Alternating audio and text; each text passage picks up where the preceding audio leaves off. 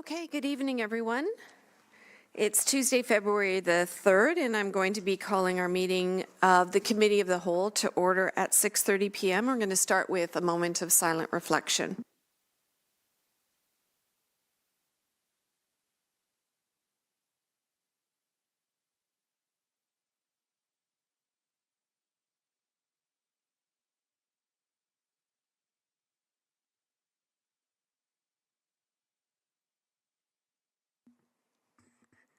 Thank you. We're going to now move on to our land acknowledgement. The municipality of Port Hope exists on the lands of the Mississauga Anishinaabeg traditional territory covered by the Williams Treaties. We honor and recognize First Peoples as rights holders and stewards of the lands and waters on which we have the privilege to live, work, and play, including the Ganaraska Forest and River. We pay respect to elders past, present, and emerging.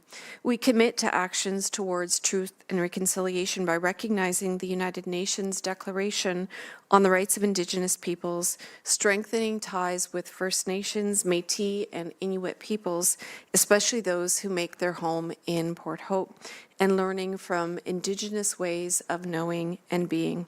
We do so by recognizing the past and working towards a shared future. Moving on to the next item, are there any disclosures of pecuniary interest? I note that none were received prior to this evening's meeting, seeing none. Moving on to item number 3, correspondence 3.1, Port Hope Public Library Board correspondence to Philip Lawrence MP, Northumberland Clark, regarding changes to Canada Post Corporations Act in Bill C-15. We're going to have Councillor Mink speak to this item. Thank you. So the Library Board is raising concerns about amendments in Bill C-15 that would remove longstanding protections for reduced and free postage rates for library materials. These changes would severely impact interlibrary loans and the delivery of accessible formats to residents, especially rural, homebound, and visually impaired patrons. The board is asking the government that this amendment be withdrawn. So with that, I wish to endorse the submission with the motion that the correspondence from the Port Hope Public Library Board to Philip Lawrence, MP, Northumberland Clark, regarding changes to the Canada Post Corporations Act in Bill 16 be received, and that the municipality of Port Hope Council endorse the Port Hope Public Library Board's correspondence, and that a copy of this resolution be circulated to the Port Hope Public Library Board, MP Philip Lawrence, and Northumberland municipalities. Thank you for that, Councillor Mink. And so I assume you're moving that yes. Motion, and Councillor Less is going to second it. Is there any other discussion or questions on this? All in favor? Thank you, and thank you for bringing this forward, Councillor Mink. Moving on to item number 4, items for consideration, and we're going to start with 4.1, presentation by Jane Mizanski, Vice President, Compensation Practice, Gallagher Benefit Services, and report LLS 0226, read council remuneration results and recommendations. Welcome, Jane. And there's a button to press there. Oh, you've got it. Excellent. I've got it. I've got all the buttons. Okay. I do have a colleague that's presenting with me. Hopefully he's there somewhere. Okay. Did you want to do an intro or? Through Mayor, if I could just kick off a little bit, yeah. Absolutely, and we're the colleague is there, and all the technology is working. Yes, can we confirm that? Yep, Damien, okay. If you can turn your camera on, and you'll be seen on screen as well if you turn your camera on. Yeah, I think my camera's on if you can hear me. Okay, thank you. Now I can turn it over to the CAO. Perfect. Just a little bit of a kickoff. We wanted to bring this to Council's consideration right now. Before elections, it's typical practice, good municipal practice to review the compensation. As we move into an election year, we do it ahead of time. This is not for councils. This is for the future council's remuneration. So we always, it's good municipal practice to bring this ahead of time. And Jane, I'm sorry if I'm cutting into some of your preamble. We work closely with the Gallagher team, excellent team to work with, to come up and develop new comparators. The comparators that we're using in the past are not necessarily representative of current Port Hope or future enter Port Hope. It just made more sense to look at it. The comparators are more focused on, we're looking to the west, the nuclear corridors, but we also included high-growth communities on the periphery of the GTA, which Port Hope is. So it made sense. It was a rational decision to move forward with that. We intentionally included some local municipalities in Northumberland, Cobourg and Hamilton in particular. Not that Hamilton is actually very representative of Port Hope. Cobourg is a little bit more, but we wanted to include those just for a balanced approach moving in. The main intent of this exercise is to really take a deep dive into council compensation, so have a fair and equitable compensation. I think primarily because we want to expand the candidate pool coming into the new election. We took it through an EDI lens as well, and really trying to remove barriers for entry into municipal government, and financial barriers is one of those, and that gives an opportunity. Those people that perhaps needed a little bit more compensation to make that decision to leap into municipal government, that's one of the reasons we think it's really important to review this consultant's report. It's a rationalized approach. I think as well the work that's going to be coming in for the next term council, especially with the new nuclear, is going to be more complex. I think it's going to be more time consuming, and you'll be making significant decisions that are going to be impact generations. So I just wanted to share that before Jane kicked off. I think it's really important, to understand the context of why we're bringing it. As I say, this is best municipal practices to do it at this point in time, before the nomination period opens and before the election. I'll pass it off to Jane. Okay, presentation's over now. He just did it all. So thank you for your time on the agenda. Appreciate it. And just as Mike had indicated, Gallagher was retained to assist the municipality in doing this compensation review.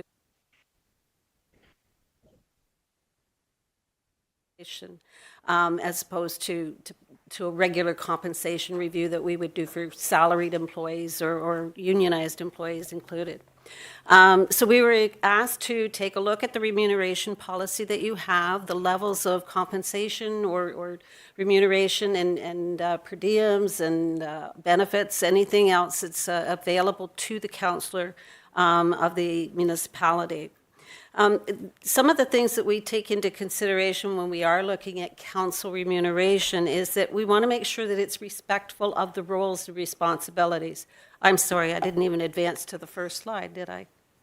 There we go. I'm remiss already. So by that I mean that these are not they're not the old stereotypical idea of a councillor's role on, in a municipality where you go to a meeting once a month, or you go to a couple of meetings or a couple of events, and that's kind of the end of it. Instead, the council roles now are really becoming very businesslike. You have to do extensive research. You have to do, some of the agendas that we hear about across the province of Ontario.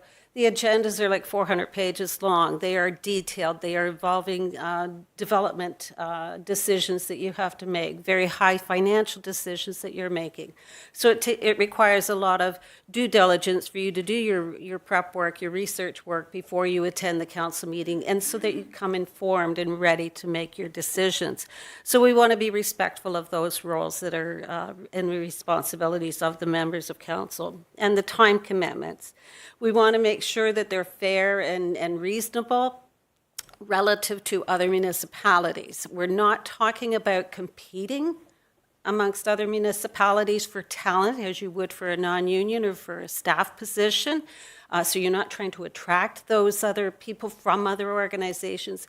Rather, the compensation, the remuneration is really about making sure that it's fair and it's respectful of the duties and the roles that you have.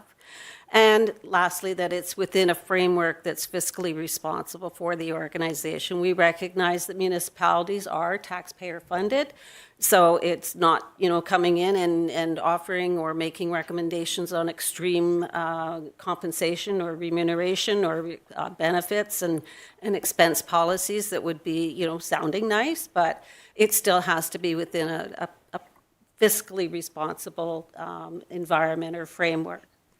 So the report that we have submitted does outline how we did our review, the comparatives that we included in it, and then it provides the observations and some recommendations for consideration.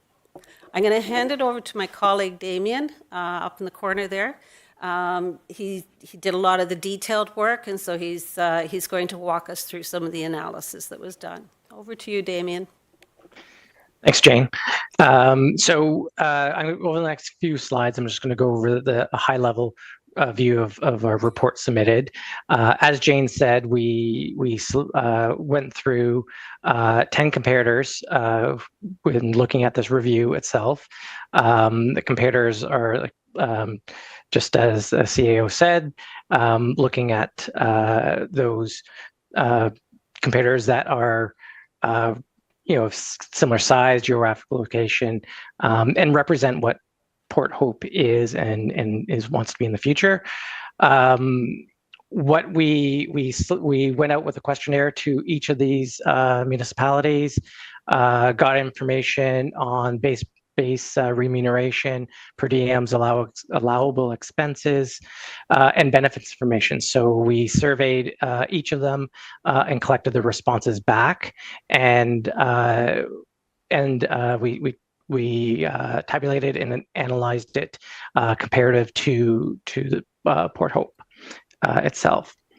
And what we found specifically on an aggregate level is for each of the roles that at the market median, and when we talk about market median percentiles like P60 or P50, what we're looking at from a data perspective is when median of the market is 50% of the data points are above the median, and 50% of the data points are below that median data point.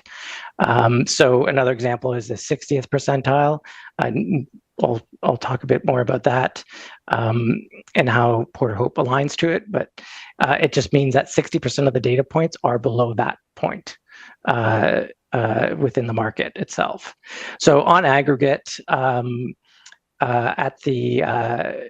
you can see at the mayor and councillor level that Port Hope is slightly below the median of the market, the P50, which is the current pay policy for council.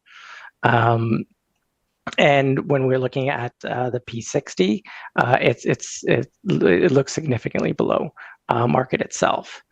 And right now, council has a pay policy of P50, and this differs than the non-union staff pay policy of Port Hope, which targets the 60th percentile.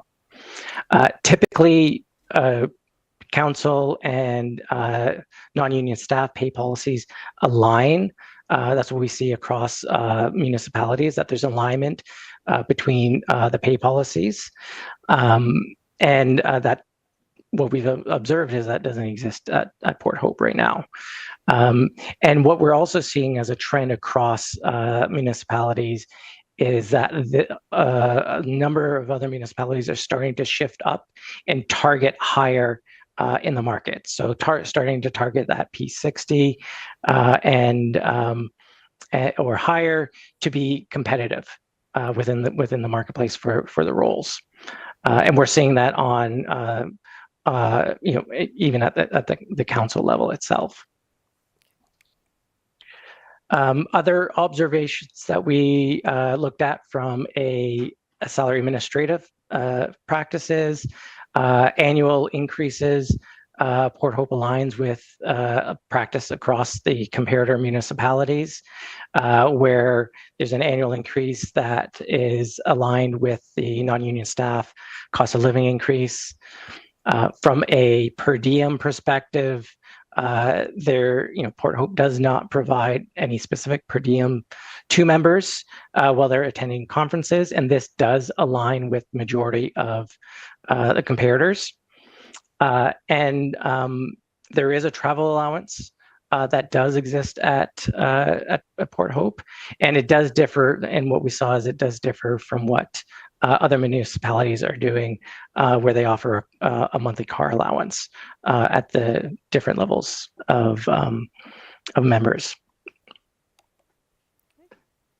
Other when we looked at the insured benefits and pensions, so this is your life, your health, and dental, as well as the pension, Port Hope does provide a $2,500 health spending account to council members annually.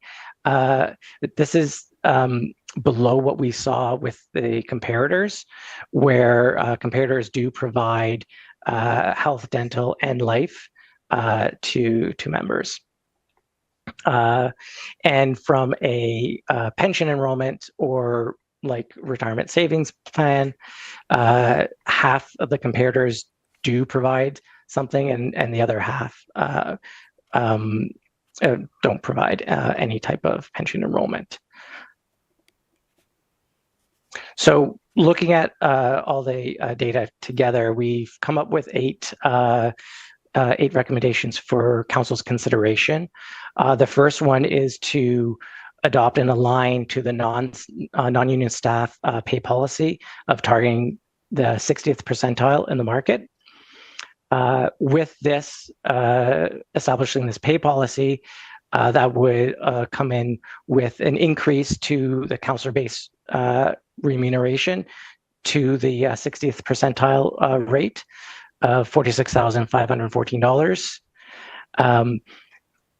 At Port Hope, there is a differential between councillor and deputy mayor, and we're proposing that this differential continue to exist, go forward, which would have an increase to the deputy mayor's base remuneration as well to $54,886 annually. And when we're targeting the P60, there would, for consideration, an increase to the mayor base remuneration as well to the $115,559.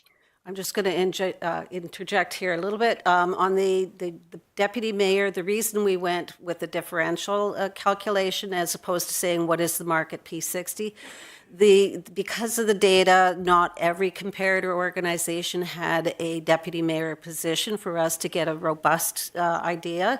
And so if we looked at the P60 of the actual deputy mayors, it would have been out of alignment. So we decided to take what is your current structure. You have a councillor, you have a mayor, you have a difference between the councillor and the deputy mayor and the deputy mayor and the councillor. So we have recommended to maintain that 18% differential, which is the difference between your councillor-based remuneration and the deputy mayor remuneration right now. And that's how we came up with the recommendation for the deputy mayor position. Thanks, Jane. Okay.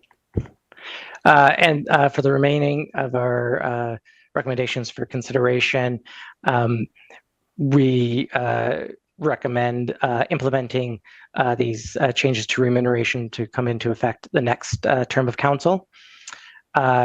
Reviewing the insured benefits offerings practice to ensure that there is some competitiveness within the market.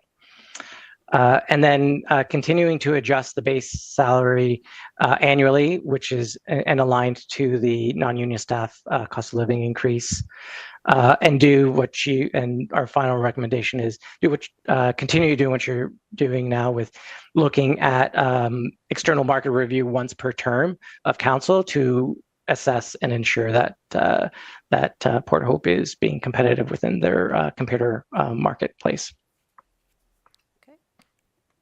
Thank you, Damon. Okay. Questions? Thank you for that presentation. And if we did have questions about some of the appendices that you had on your report, are those things that you can bring up for us as well? I'm just kind of thinking that some of the questions might get to that level of detail. Okay, looking around the table, does anybody have any questions or comments? Councillor Lass. Yeah, it's always, difficult to speak to potentially a raise you may get if you get reelected. But assuming that some or all of us do, I think that we can all say that the the job when we first walked into it 4 years ago, and the expectations and the issues we were dealing with are somewhat different than the ones we have today on our plate, and they're going to be a heck of a lot different tomorrow when we start negotiating through all the bits and pieces of OPG. We have an aging infrastructure that is costing us more and more money, and those decisions are becoming more and more difficult to try and balance what has to be done against what we should be putting into reserves for the future. So it's not a cakewalk anymore. And not that it ever was, but it just takes a little more, maybe talent, a little more moxie. Absolutely.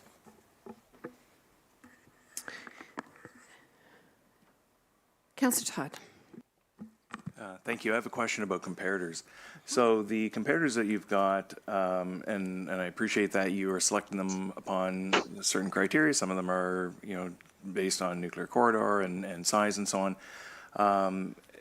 Are you always using comparators when you're doing this kind of work, or in some cases, are you just looking at the body of work that is unique to a municipality and going, okay, that this particular municipality is in a growth phase or whatever the case may be? Can you explain a little bit more on some of that methodology? Typically, we do focus on comparators because that's our only benchmark. You can't go out to the marketplace and say, what do you pay a councillor? Because or a board of directors. If you're on a board of directors for a bank or another very large, fairly lucrative organization, you might be making a fair amount as a member of a board. So we rely on other municipalities. It's a bit of a litmus test in that other municipalities also have constituents that are going to keep expenses and costs and remuneration in check. So it helps, temper, or at least, not sure what word I'm looking for, but at least gives you an idea as to what the tolerance levels are. Not that we're saying we're trying to push the tolerance levels in this case. So we really have to look to the other municipalities. So we look at size. We look at, in terms of size, we may look at population, the number of households, number of employees that the municipality might have, some of the issues that they might have. For example, New Tecumseh is one of my clients right now, and I know that they've been going through massive reorganization and difficulties dealing with the Honda plant and the automotive industry moving in with the major infrastructure problems going on there. So looking at the municipalities, saying, do they have similar issues that are being dealt with? And so in terms of those issues, what kind of pay is that attracting, or what kind of remuneration is that attracting? So then we use that as our benchmark for the pay. It's very, very difficult to go to the private sector, even for staff positions to go to the private sector. Number one, private sector does not share their compensation information. We can look at hospitals, we can look at school boards, but they're not necessarily really good apples to apples. So that's why we focus on municipalities.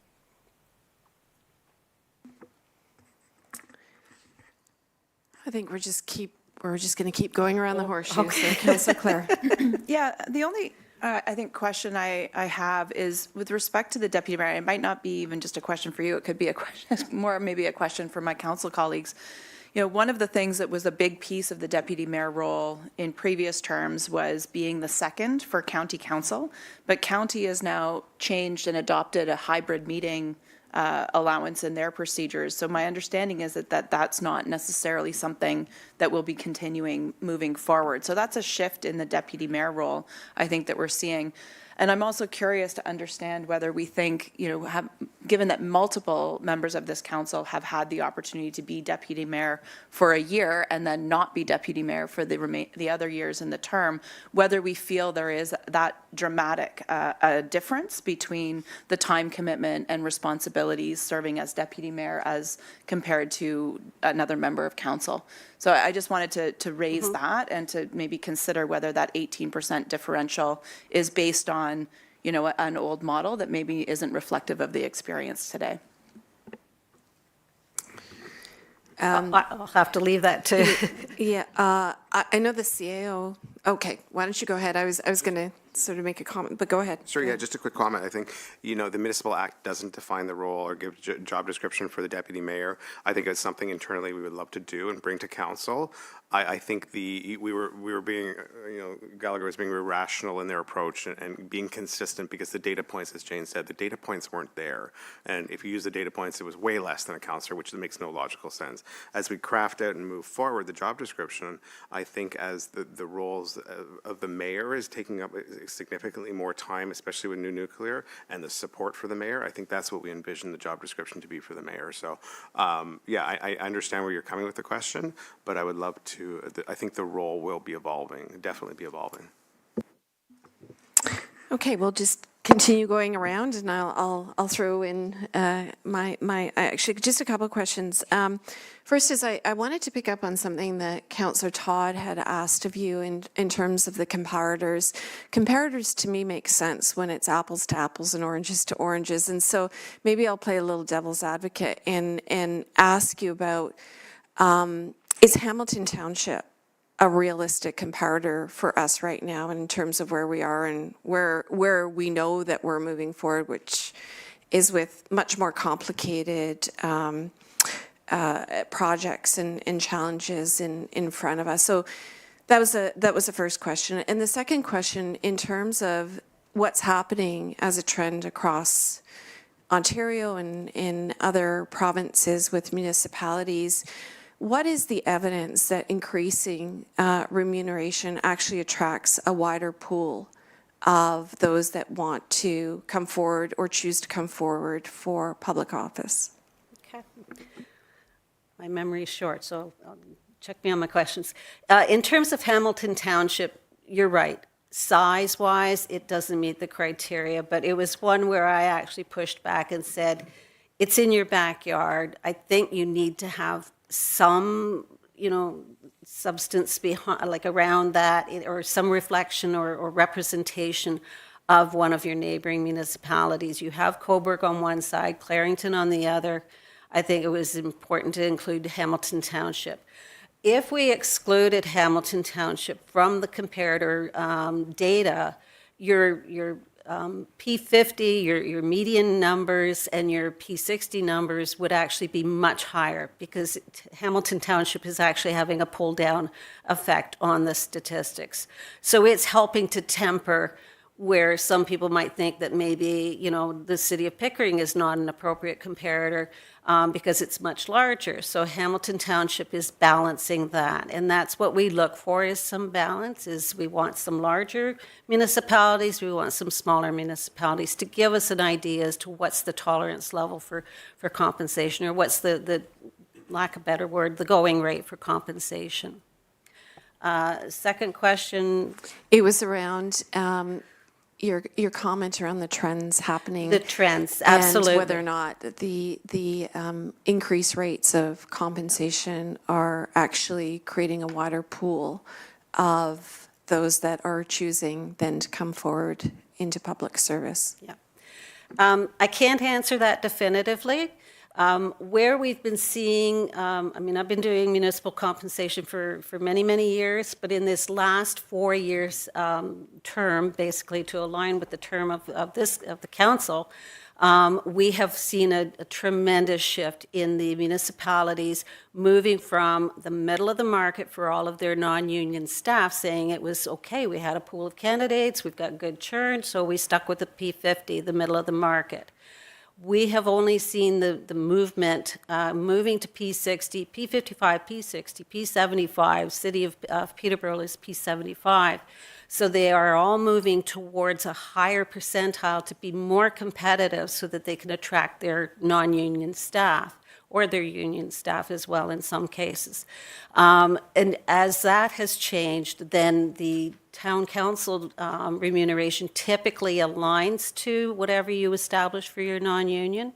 So long way of getting at the point is we don't know yet whether it really is making a difference, because this is where we're the bulk of people are shifting to the higher pay policies right now, and we haven't had an election yet testing those pay policies at the higher level across the province per se.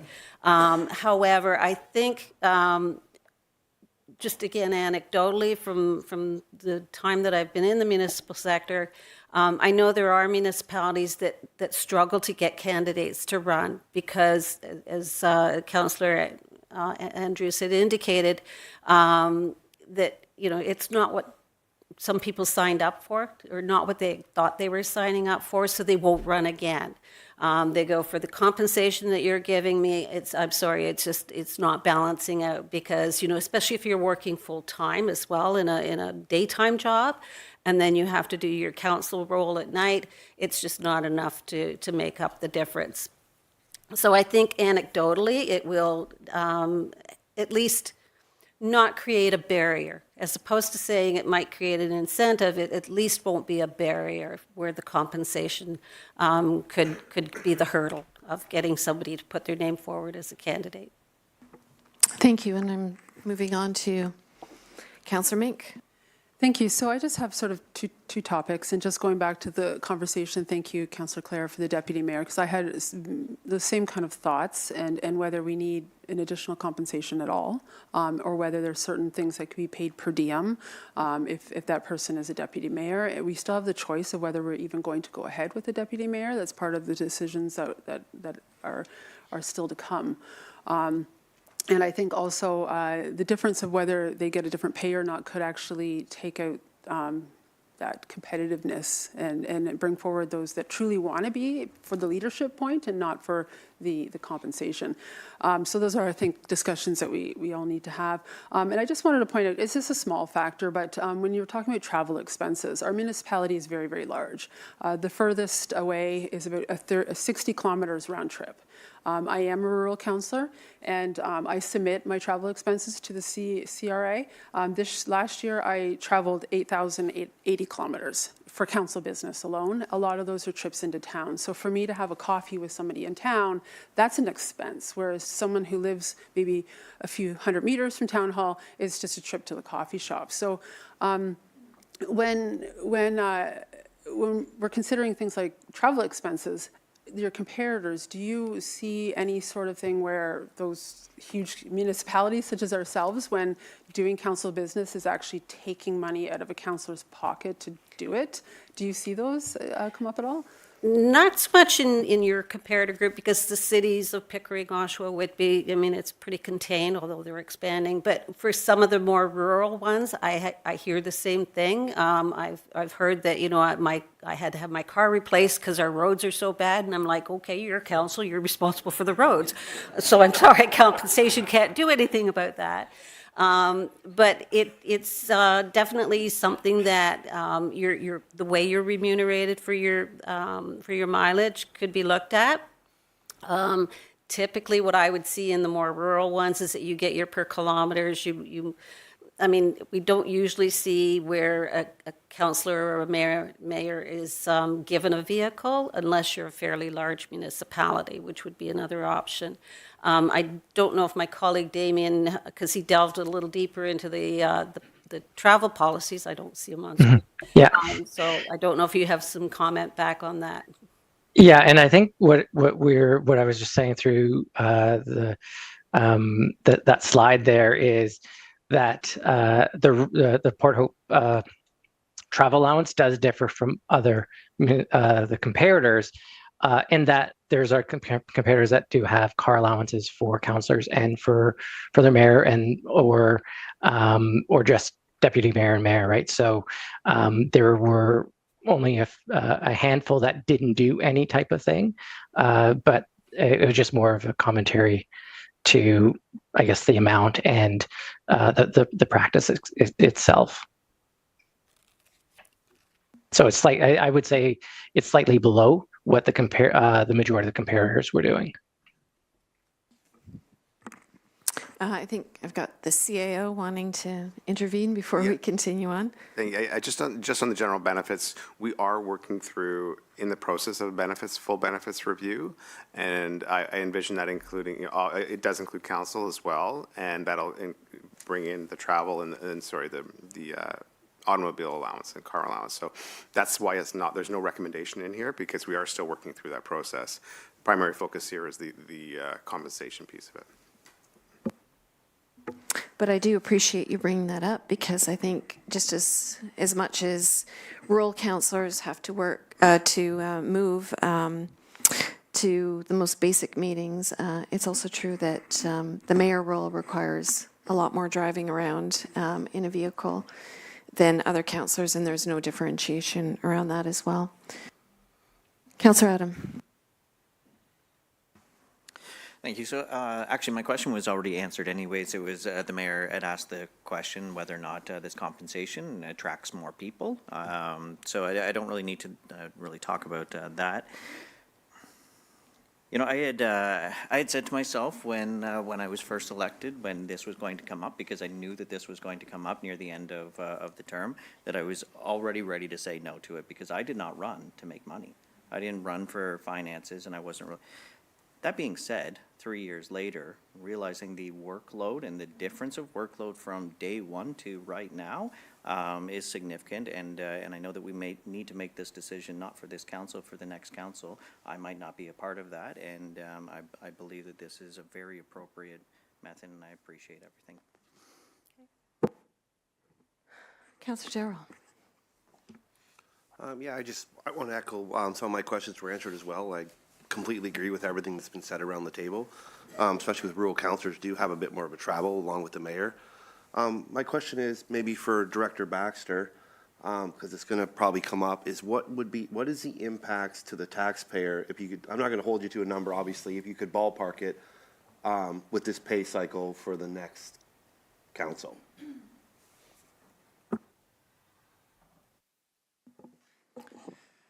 So the current 2026 budget already has a modest provision in it for this, recognizing that we're really covering about a month and a half, right? So so that part is already included. The increase overall be maybe 0.25%, I think less.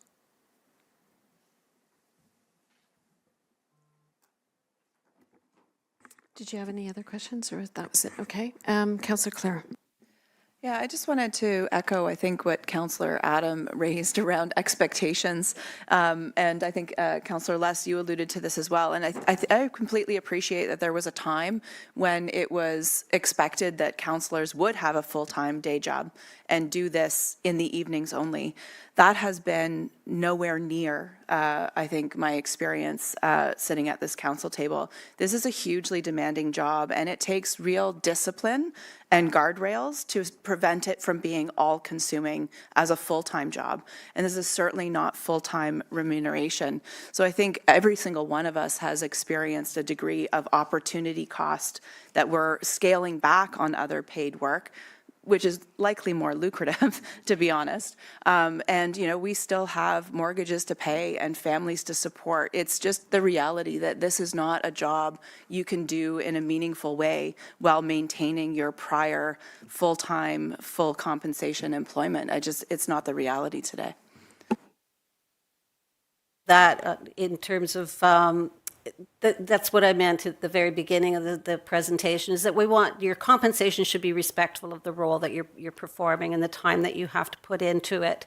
And in order, again, I had another thought on the attraction part, is that if you are trying to attract people that are, let's say, mid-career, to do a full-time job, to dedicate the time that's required to perform the duties and responsibilities of a councillor of this size, is that they may actually have to step away from their full-time career.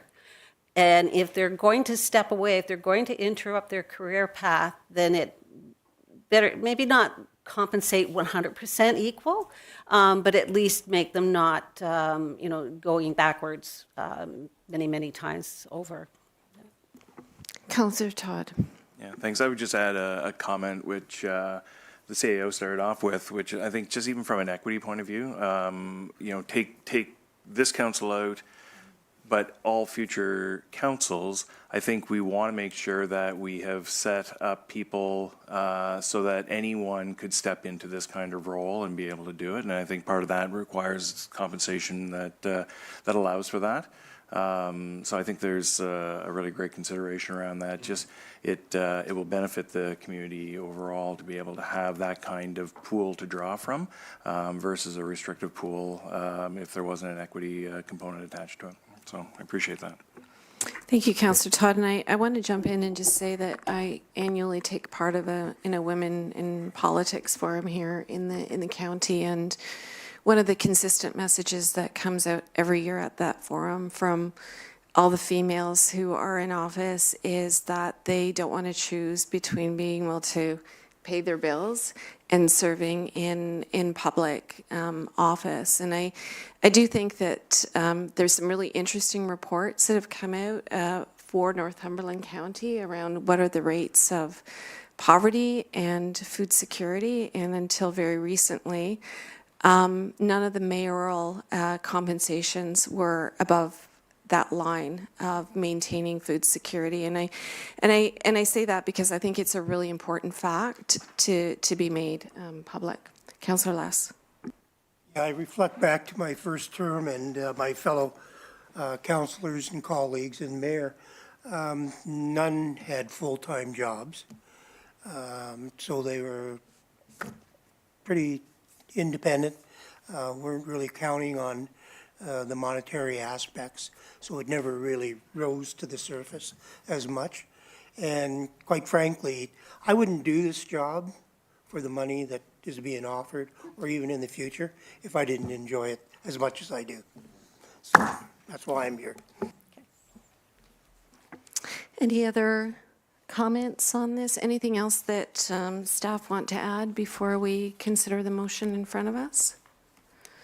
Anything from our presenter? Anything more that you would like to add, or? No, I think that's Okay. it.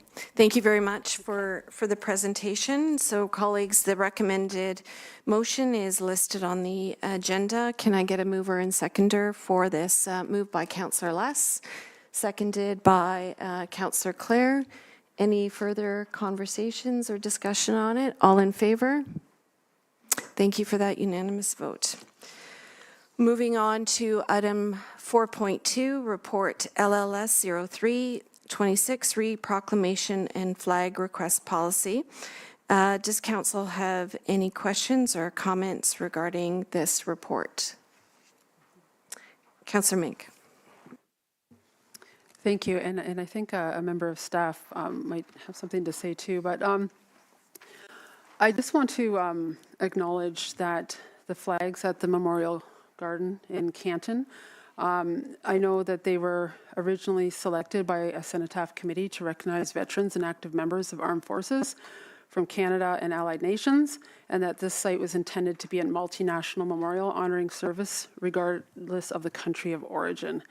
But when I look through, for those that don't know, up at Canton we have the Canadian flag, the United Kingdom, United States, and then 2 other flags.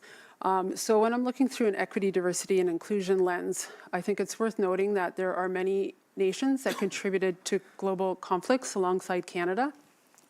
And their international symbols, such as there are other national symbols that would be more inclusive than having 2 flags up there beside Canada. And that some residents may feel better represented in the values of peace and shared service today without limiting 2 nations up there only. In this report, it does not address the cenotaph at Canton or the memorial. It just says that we're following national protocol. National protocol does not say United Kingdom and United States are the 2 flags that should be represented up there. I've had many people approach me about these flags, and we don't have a policy to remove or look at those flags a second time. And I appreciate when this was made, those were the flags that were of most importance at that time, but we're looking at the world through a different lens. We're looking at equity and inclusion through a different lens now, and I think that this policy needs to include some language around the Canton Memorial and the flags that are there, and how we would consider replacing them or reconsidering which flags are represented up there. If not, the policy should clearly state that those flags are never to be changed. It's quite ambiguous right now, I think, in this policy that's being brought forward, that is being left out. Thank you for that, Councillor Mink. Yes, please. Hi, Madam Mayor. Yes. Thank you, and through you Clerk. to the councillor. I just want to provide some clarification that this policy does not apply to the Canton Cenotaph. So right at the top, it says application. The policy applies to all municipal buildings, but does not apply to the Canton Cenotaph, Memorial Park Cenotaph, or flag raisings associated with filming. Councillor Mink. This is more of a concern, because I've had people questioning me about this property for over a year now and these flags, and I have not had an answer on how we would reconsider those flags there, and that's why I believe this policy should be inclusive of that, and it's not.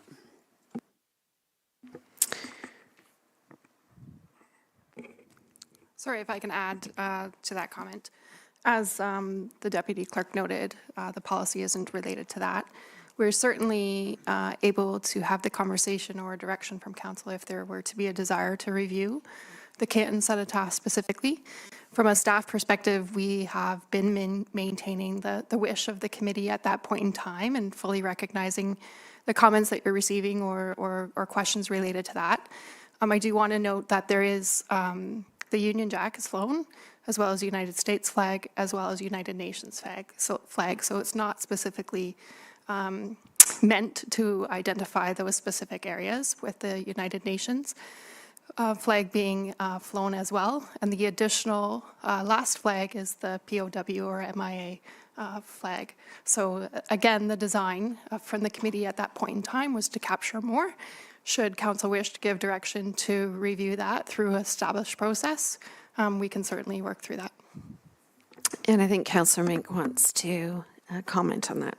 Thank you, I appreciate that. And when this came to council last year, I did raise this, and that's why I'm a little concerned now, because I verbally raised that publicly about the Canton Cenotaph, and I was expecting to see that in this report at this time. So I wasn't informed that I had to go through a different process of revisiting that particular property.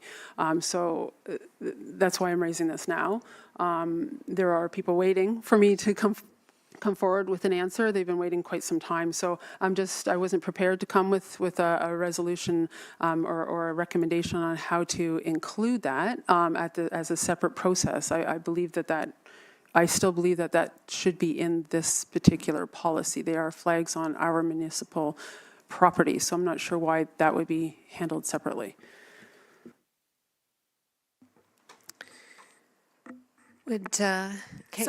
Yes, Madam Mayor. So the current policy that we have in place right now, the flag policy that is from 2013, does not include any verbiage around the cenotaph.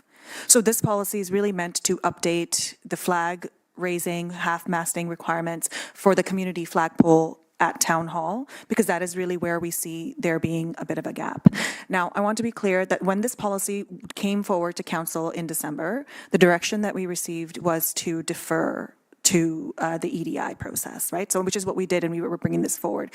We did not receive direction at that time that we were to look at the cenotaph. And I know the comments were made, but we did not receive that direction. Now, that being said, if council wishes to make a motion tonight for you have a few options. You can refer this back to staff, understanding the fact that it will take some time for us to work with our PRC staff to review the cenotaph process. I think there will be a community engagement piece there as well that will need to take place in order for us to include that in this current policy.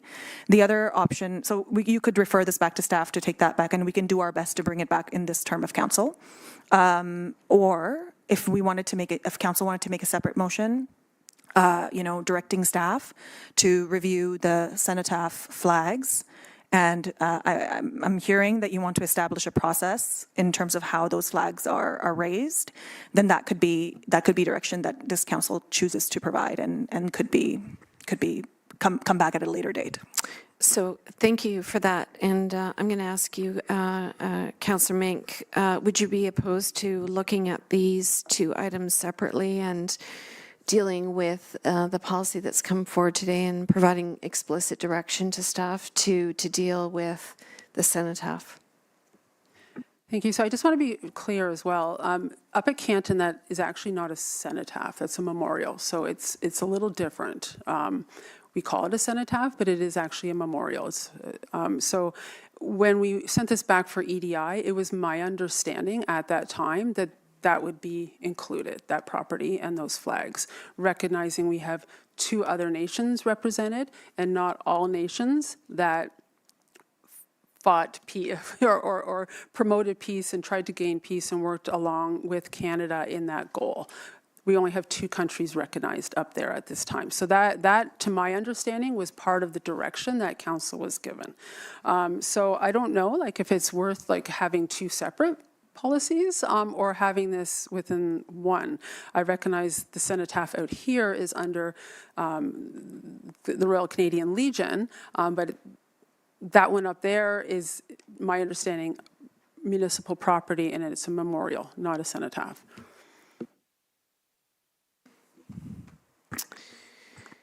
Would any staff like to just make a comment back to Councillor Mink about it? About these last comments? Yes. Sorry, just to Director Snook. clarify through you, Mayor, the clarification is related to the process for the cenotaph at Memorial Park. Was that the question? No, I just said that to clarify the difference, that the one in Memorial Park is a cenotaph, that is the decisions around that it's made with the Legion, whereas the one at Canton is a memorial. It's not a cenotaph, and it is on municipal property. So my expectation was that the flags at that location would have been included in the flag policy under the EDI. That was my understanding. So from a property ownership standpoint, from my opinion would be that both of those locations have been reviewed with different community partners. The one in Memorial Park, we do collaborate with the Legion related to that and that service, and how flags are half-masted or raised in that location in partnership. Similarly, through the Canton Memorial, if we're referring to it as that, this very similar process occurred at the time with the Cenotaph Steering Committee, which was a community group to establish this. So I can say that there are different processes for both, and how both monuments are recognized in the community do differ. But I do believe that the community engagement aspect for how they are managed is still done collaboratively. So I think at this point, what I might do is deal with the motion that we have in front of us, see how that goes. And I don't think that stops us from either having a revised motion at some point or an additional motion. So let's deal with what's on the agenda. So we do have a recommended motion on the agenda. Can I get a mover and seconder for that?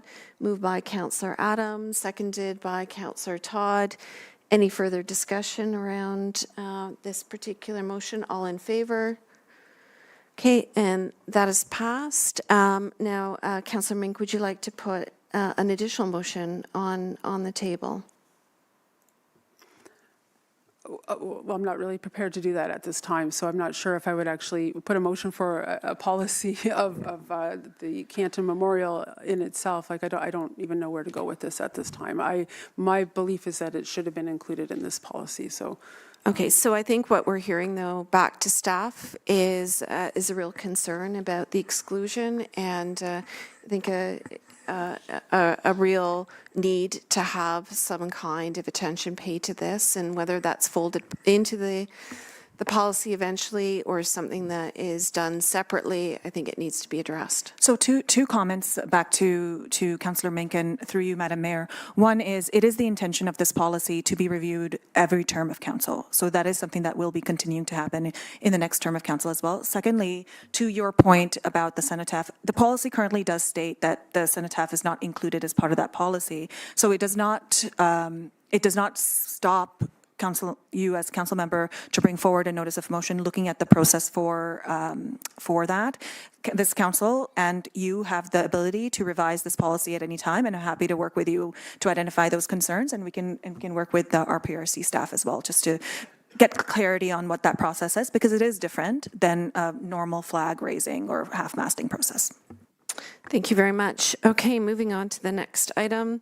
4.3, Report LLS 0426, Corporate Use of Resources for Election Purposes Policy. Does council have any questions or comments around this? Yes, Councillor Less. Yeah, I have a concern about under the discussion, paragraph 3, regarding staff have expanded the policy scope of not allowing contribution to a candidate's campaign to include registered third parties and members of the public. Even though it's not required by the Municipal Act, somebody has unilaterally made a recommendation to do this, and every other form of government allows for contributions to candidates. So am I misreading this? Through you, Madam Mayor, could I just get some clarity on which section you are referring to? Okay, well, we're in the discussion, Yeah. and the third paragraph down, Yeah. midway through, starting with staff. Yeah. Do you want to speak to that, or do you want me to do it? Okay. So the current policy as it stands does not include any sort of rules and regulations around how use of corporate resources are applied to registered third parties. And so that is why that was actually added to the use of corporate resources for election purposes, because registered third parties have a process for registering for the municipal election should they choose to advertise for or against a candidate. And our current policy was actually not speaking to that. And that's the reason why we added that. It's an improvement to the current policy. But it also says, and members of the public, so that public contributions, Joe Blow can't make a contribution. No, this is related to the use of corporate resources, which means that a member of the public would not be able to use a corporate resource to support a candidate. So if a candidate was running in a municipal election and they had a member of the public supporting them, and if that candidate and that member of the public wanted to use a municipal emblem, let's say, for example, in part of their candidate campaign, they would not be allowed to do that. So the policy clarifies that. Okay? Yeah. Thank you. Councillor Mink. Thank you. I just had one question. It says in there that a candidate cannot put municipal addresses on any of their campaign materials. So can they not put the location of the help centers at all to name them in their campaign material? Through you, Madam Mayor, to the councillor, what we are suggesting in the policy is that any social media or advertisements that candidates wish to publicize, they are retweeting the Port Hope's advertisement on that. So you're just going to retweet or republish the municipality's advertisement to your webpage rather than posting yourself. And I'll just get the clerk to add. Yeah, and there is a reason for that, Madam, through you, Madam Mayor, because we have had situations in the past where candidates have posted incorrect information. So there has been willful misinformation spread about dates and times for voter assistance centers, and we've had to nip that in the bud. But it is, once that information is out there, it is difficult to control. And so we wanted to enshrine in the policy that if a candidate chooses to, and one of the things I want to also note is that as part of the nomination process, when candidates come to run to register to vote, to run for the election, we would be going through this policy with them. And one of the expectations would be that they would not be, taking the information and posting it separately, but would be actually reposting information or taking information from us and posting it exactly as it is. So there is some flexibility in the language of the policy to say that. And I want to say that, our expectation is that the spirit of the policy would be followed there. Yeah. And one more follow-up. And thank you for that. And I appreciate that. I think it's just difficult sometimes because some people don't have access to internet. So all the online stuff that we're referring them to, they never see it. But just a small note that I was reading about putting signs on public property. I just hope that I'm looking at all the staff. I have been in the situation where people have taken my sign and drove it up to Canton and put it there and told me they found a great spot, and I rush out there to take it away. So I hope staff appreciates that we as candidates do not always place our signs where we intended for them to go. If I may comment, and I appreciate that. And one of the things I do want to say is that, you know, in the 4 or 5 elections that I have been a part of, it has been rare for me to see malicious intent when it comes to the use of corporate. Most candidates, if they contravene the policy, don't do it maliciously, don't do it willfully. And so we are very, very cognizant and appreciative of that fact. And in fact, our approach will be education. Right? First, and in fact, when the conversations we've had with our bylaw enforcement is the same, that if we see a contravention of the election sign policy, you know, we're not going to destroy the sign. We will remove it, and then we will contact the candidate to let them know what's happened. Thank you for that. Any further comments, questions on this? Okay, so the recommended motion is in front of us. Can I get a mover and seconder for that? Moved by Councillor Todd, second by Councillor Clare. All in favor? Thank you, and that is passed. Okay, we're going to move on to Report 4.4, LLS 0526, Procedural Bylaw Update. I do know that Council does have comments on this, so we'll go right to it. Councillor Todd. Thanks very much. I appreciate the work that went into this document. I think it's well written, and I think that staff have done a really nice job of enhancing it with sections that are going to help run council meetings more effectively and administratively more efficiently. I also appreciate the amount of work that went in towards EDI and making sure that the policy is well balanced with the way in which we're looking at equity through the strategy that we've adopted. I do have some changes to language that I wanted to raise, and I'm happy to make motions at the end after everyone's made some comments, but I just wanted to bring some attention to them. And they're very minor in nature, but probably have some significant impact to residents. One of which is we have a section in there that speaks to you have to be 16 years old in order to speak before council. Council has been working hard to erase limitations around age, so I'd like to bring attention to that. That's in section 1.8. The other one is, that's in section 44.3. In section 1.8, as it currently reads, we also speak about male or female pronouns, which I think we can remove because we have people who do not identify as male or female. There's a non-binary and certainly trans individuals, so I would like to address that as well. And then the third one that I have is in section 39.2, and in 39.2, this is around, it currently speaks about staff, staff reports that contain information recommendations prepared in context of their professional, technical, administrative expertise independent of particular political, constituent, and stakeholder interests. That's one that I would also like to open up for discussion, simply because I think that there's some opportunity for us to be able to look at what are the different ways in which we can bring in expertise.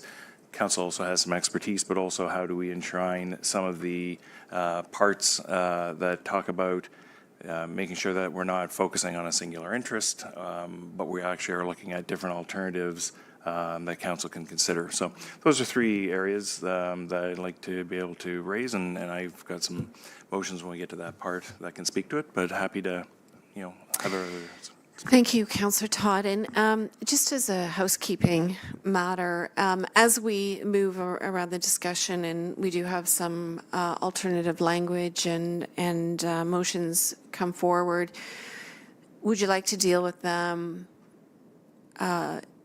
individually or as a grouping, because it's in relation to That's a really great question, Madam Mayor.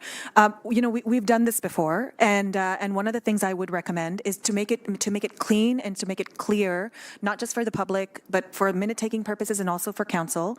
My recommendation would be that council consider each of the motions separately. What that would mean is, so for example, with what Councillor Attridge stated, he had 3 items there. Councillor Attridge is kind enough to provide some of that wording for me. I'm happy to put it up on the screen so that everyone can take a look at it. I would recommend movers and seconders for each individual motion, and I would recommend that for any other motions council is considering. The final bylaw will be reflective of all of the decisions of council tonight. So no omnibus motion package for you, Councillor Todd. Okay, so let's go around the table and hear any other comments or feedback, and then I would propose that we start putting up the motions one by one and dealing with them. Councillor Clara. Thank you. I have a couple of things I'd like to raise too with respect to the new language, and I promise I spent the entire afternoon trying to shorten my comments as best as I could, so please bear with me. I think I'd like to start with some of the EDI considerations, and I appreciate the work that went into it. I do think there are a few pieces, though, that are in contradiction to the EDI framework that we adopted last month. I think page 33 of our EDI framework states that all research and analysis is inevitably shaped by the author's intersecting identities, roles, and experiences. But we have an existing clause in our bylaw, being the one Councillor Todd just referenced, section 39.2, that seems to suggest that staff reports are, in fact, independent. And I think presenting this independence as a virtue makes them sound more reliable, but in fact is contradicting what we have accepted in our EDI framework, which is that there is no such thing as pure objectivity and independence, that all work is shaped by some form of bias. I also note that section 40.4D proposes to exclude advocacy-driven materials, but our EDI framework commits us to engaging diverse populations and ensuring that voices from equity-deserving groups who are not at the decision-making table are heard and valued, and that's a direct quote from our framework. These groups rely on advocacy organizations to voice their needs. Excluding advocacy-driven materials, in my view, risks silencing the very voices that we have committed to hearing. I also think that advocacy is how new ideas challenge entrenched norms. Many advocacy organizations promote evidence-based recommendations from emerging research and new promising practices. I think we should be listening to those challenges to the status quo, not excluding them by definition. I also want to speak to the premise of neutrality. The new language for 40.4H authorizes the clerk to preserve the neutrality of the council agenda. And I believe, it's in conjunction with the head of council. I don't think we should be asking elected officials to be neutral when it comes to values or pretend that we are not influenced by those values when we make decisions. That's not, I don't think, what democracy asks of us. We should be pushing for our community's interests as we understand them and advocating for the vision and values we articulated when asking our neighbors for their votes. To me, that's what a democratic mandate means. Finally, to council's role in policymaking. I fear that the new language in section 40, combined with the existing clause 39.2, risks suggesting that council's role is simply to approve or reject these presumably independent staff recommendations, despite policymaking being council's explicit role under the Municipal Act. Section 244 of the Municipal Act says council must ensure accountability and transparency. Our own EDI framework states that councillors have a unique opportunity, especially through their motions to council, to demonstrate their commitment to eradicating systemic oppression.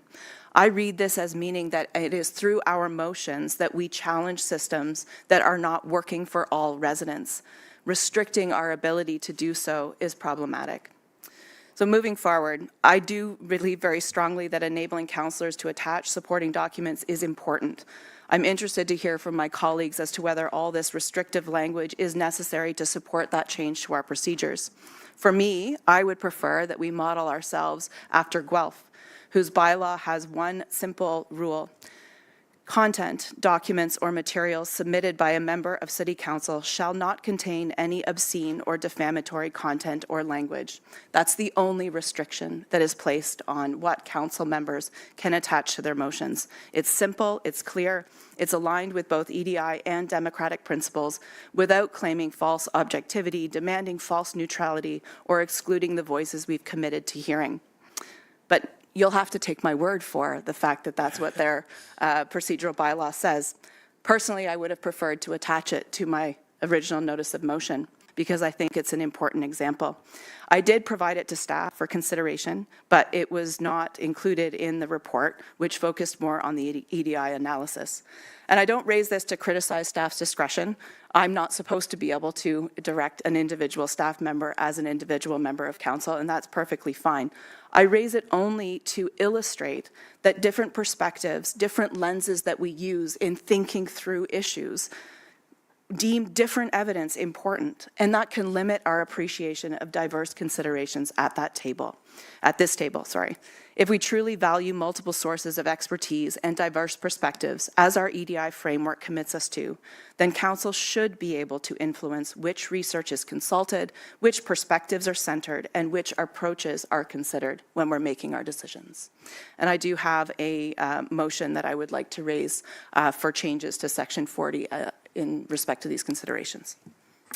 Thank you, Councillor Clare, for those comments and those insights. And I do have actually just a follow-up thing that came to mind, and that is that you know, I think it's so important to have diversity and inclusivity and to hear all the different voices and arguably to be values informed in our decision making. But I wonder, where does implicit and explicit bias fit into your argument? I'm just wondering where the guardrails are around that, because it's also true that people can be really entrenched in diverse perspectives and be really convinced that their voice is the one of truth and reason, and not have engaged in any kind of form of critical self-reflexivity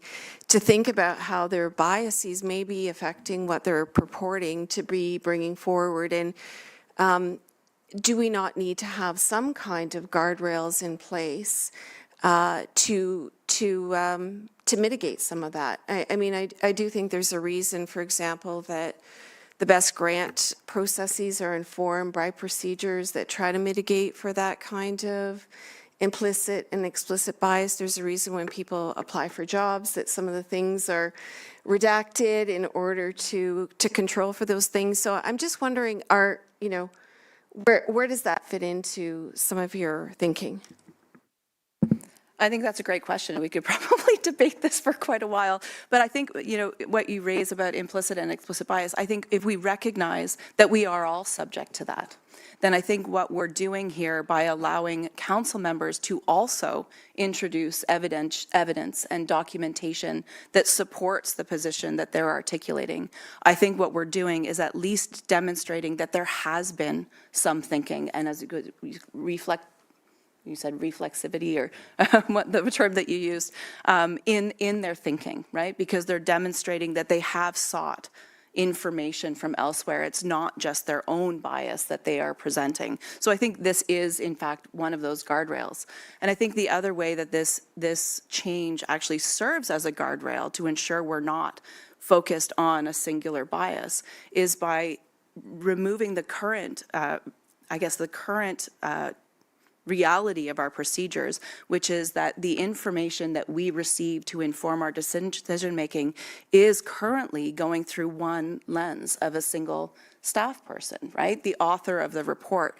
So we're still getting implicit bias. We're just getting the implicit bias of that single individual, as opposed to being able to compare and contrast that with information that may be informed by someone else's bias, or what we call bias, I would prefer to call values, that we may be looking at things from different values and therefore seeking out different information, responding to different ideas or different promising practices.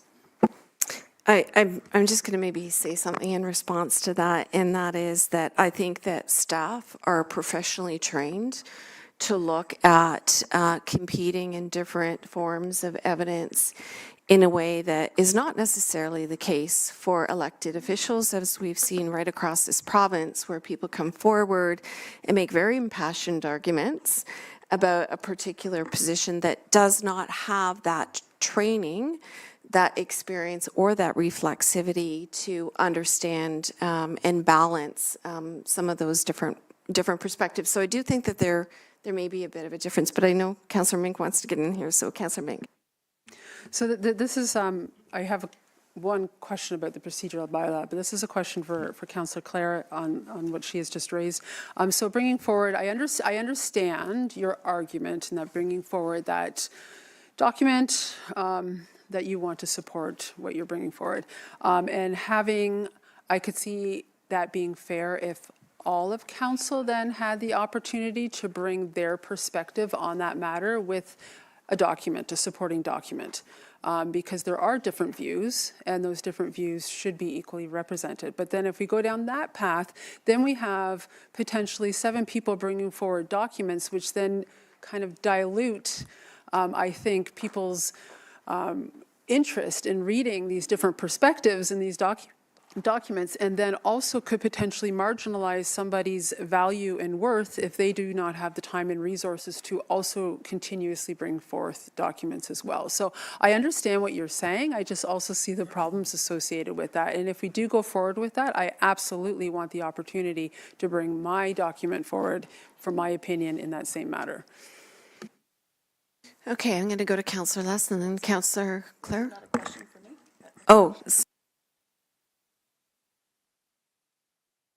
If it was a direct question, yes, please go ahead. I think we need to be clear that what we're talking about is attachments to a notice of motion. Notices of motion are almost never used to inform final decision-making at this table.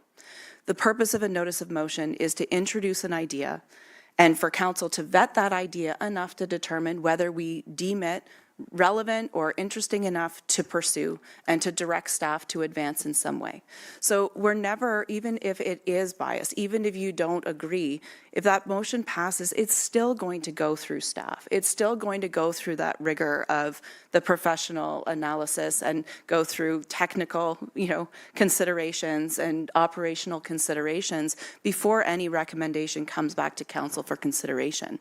What I'm saying is that we should have the opportunity to put forth an argument in a way that any grade 9 student is required to do. Cite your sources, provide that document, the source information, so that we can all be accessing the same information and determine whether an idea is worth pursuing or directing staff to investigate further.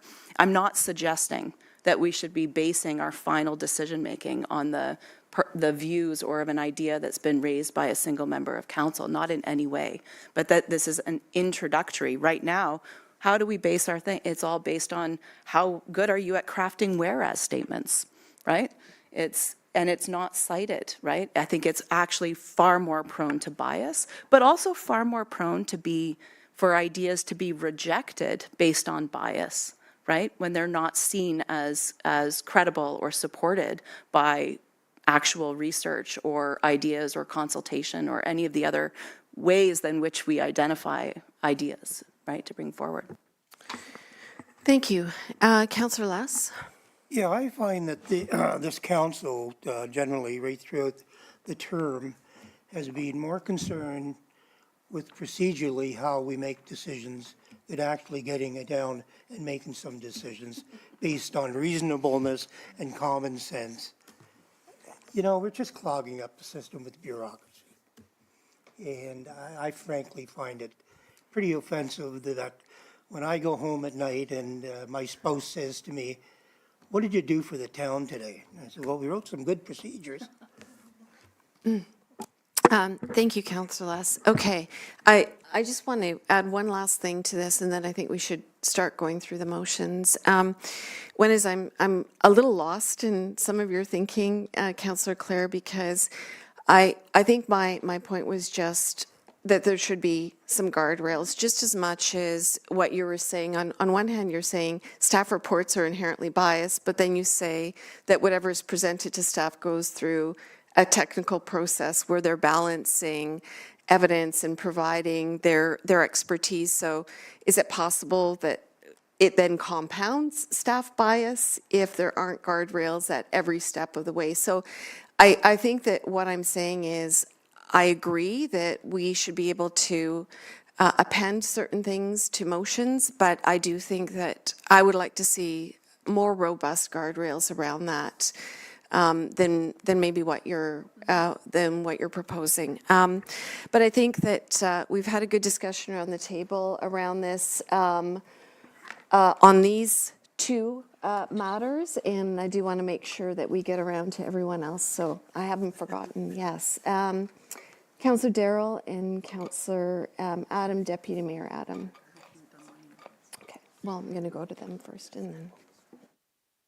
Anything on this particular report? On the overall report, I think I'd like to talk about the portfolio chairs. And I am really opposed to choosing I want to choose option 1, where we align it more to our strategic pillars, involving more than one councillor per pillar. I think that's going to really promote and help council work more together. Thank you. And Councillor Adam, Deputy Mayor Adam, is there anything that you would like to touch upon in this conversation? Yeah, I appreciate that. We've gone through a lot of the stuff already, which is wonderful. I was going to actually bring up something on the portfolio chairs as well. You know, right from the first time that the portfolio chairs and the potential change of portfolio chairs were presented, I was against it. I actually thought that it was very appropriate to have the portfolio chairs. That being said, I like this change, and I like the way of going down a new path and learning new things, and maybe removing some of those silos that we've had in the past, but still achieving the same type of goals. So, yeah, no, I actually absolutely love this. And are we going to be going through this tonight as well on picking the pillars? Yes, absolutely. We're going to go through everything in a very Yeah, so that's linear the way. next part. I'd like to start talking about the different pillars so we can get that out. Okay, so am I hearing that you are in favor of having the same approach as Councillor Darrell is proposing? Absolutely. Okay. Is there anything else that you want to speak to in terms of this overall update? No, I'm good right now. Thank you. Okay, and back to you, Councillor Mick. Thank you. So I just have one, and that is around question period, and it's around question period for council. I think that we're really missing the opportunity as a council to ask municipal business or a matter out in the community that's not on the agenda. And I can understand not putting, we don't want to put staff in that gotcha moment. And so my question would be, is there a way that even if we submit our question to staff beforehand so they're prepared to answer that question? Because I think it takes my integrity and credibility away when someone repeatedly asks me a question and I say, I'm waiting for the answer, I'm waiting for the answer. And I would really appreciate the opportunity to publicly show that I have asked the question and that they're getting their answer. I think it's a really good point, and it sort of raises another question for me is, could we have a procedure where we get questions ahead of council meetings from the public that could then be properly prepared for during our question and answer? Just came to mind when you asked that, but I'm going to turn it over. I see that potentially both the CAO and the clerk might want to say something to this. We're just arguing who wants to take the question. I'll take the mayor's comment first. I appreciate that, Mayor, about having those questions from the public ahead of time, because in having a lot of consultation with different CAOs, and the question period verges on a breach of transparency, which is required in the Municipal Act, because excuse me, the general public doesn't know what council will be discussing at that. excuse me, at that point in time. It's okay. Sorry, I'm just joking.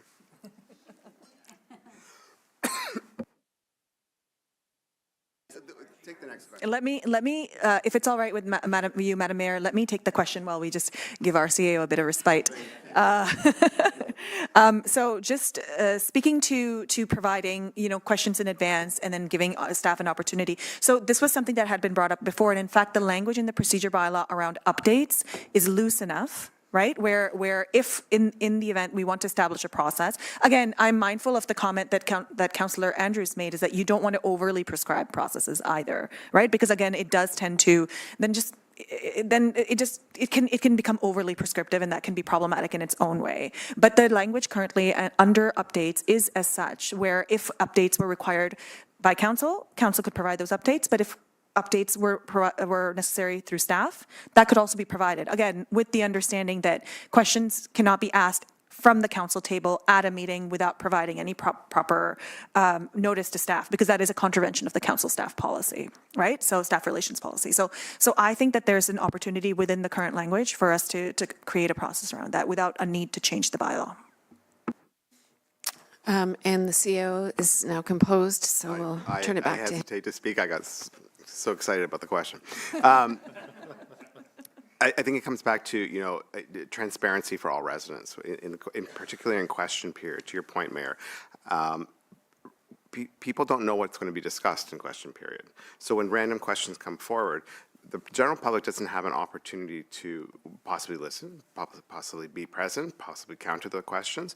So, in the municipal world, our goal is to be fully transparent. And question period actually almost impinges on that. So, to your point, Mayor, I think the idea of having question period, I'm all for it, and possibly have those questions posted in advance. So, and we will post them. So, if someone does want to come in and do a counter comment to a question or something like that, it is fully transparent, and that is a general trend. I think that's the expectation of the Municipal Act, is to fill that full transparency. And question period where people just random, I know it's a great time to vent or talk or ask questions to council, but it's not fully open and transparent under the Municipal Act. Okay, so we've had a good conversation around the table. I would suggest at this point that we take a bit of a recess and then come back, and it's time for a break. We've been sitting here an hour and a half. Bio break, come back, deal with the motions, and then continue on.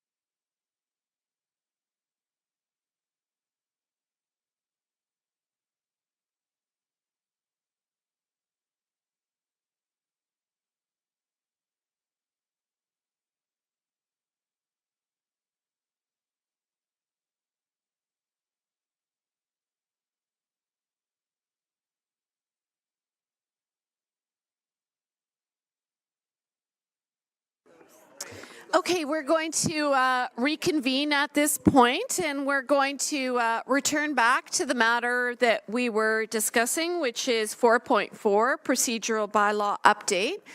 And I'm going to revert back to a number of members of council that had some motions that they were wanting to put forward. But again, just as a point of clarity to the clerk, if they are out of step with the considerations that we have in front of us, can you please guide us on how we can do this? If I may, Madam Mayor, my recommendation to be, to you, to this council would be, because there are a few motions here that council would like to see reflected in the bylaw, let's move those motions first, and then after that, we can look at the considerations regarding the full bylaw.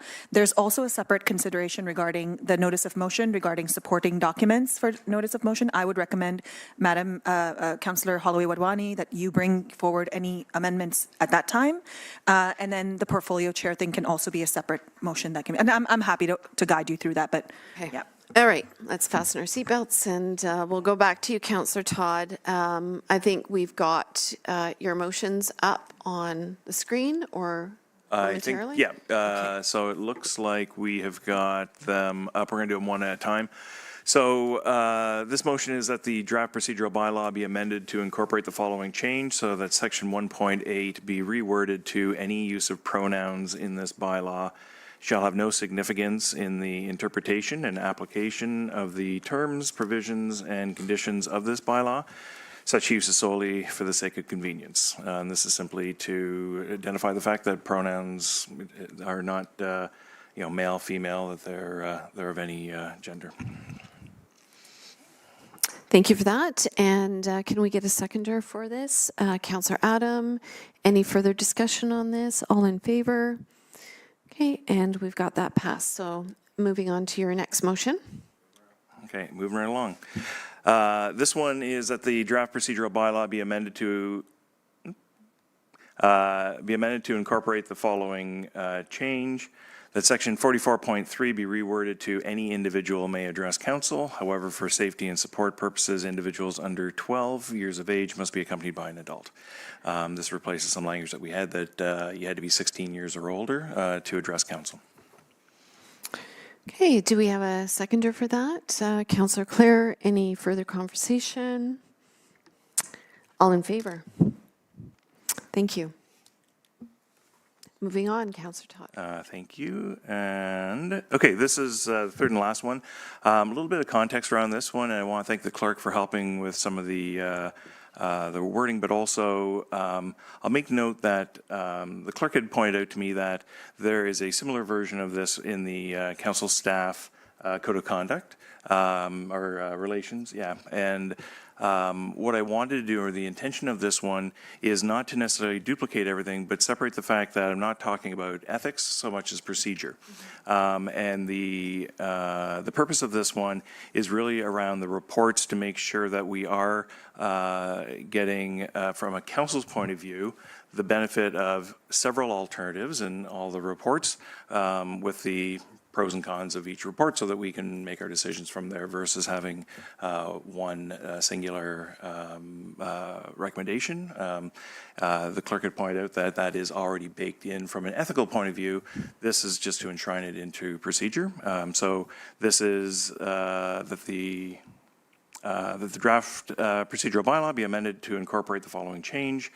That section 39.2 be reworded to, where possible, any reports prepared by staff must use a variety of expertise, be independent of any singular interest, and outline the risks and benefits of several alternatives for council to consider. Okay, we have a seconder, Councillor Clare. Any further comments on this?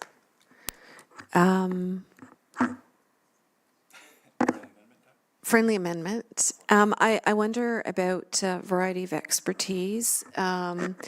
Would you consider variety forms of evidence so that there isn't any kind of hierarchy of quantitative, qualitative, mixed methods, or lived experience? Yes, I would. Thank you for that. Do you please repeat that question? A variety of evidence instead of expertise. And that just opens up the variety of the kind of research that can inform the different perspectives and positions. Okay, so is the mover and seconder amenable to that? Okay, all in favor? And that is passed. Is that you, Councillor Clare? Councillor Todd. Moving on. Okay. At this point now, back to the clerk. Are we going to make our way through some of the other motions in front of us before we get to Councillor Clare's intervention? Yes, Madam Mayor, just give me one moment, please, till I can pull those up. Okay.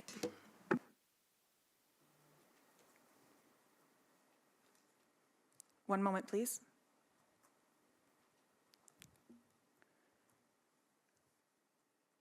Okay. Sorry, one moment.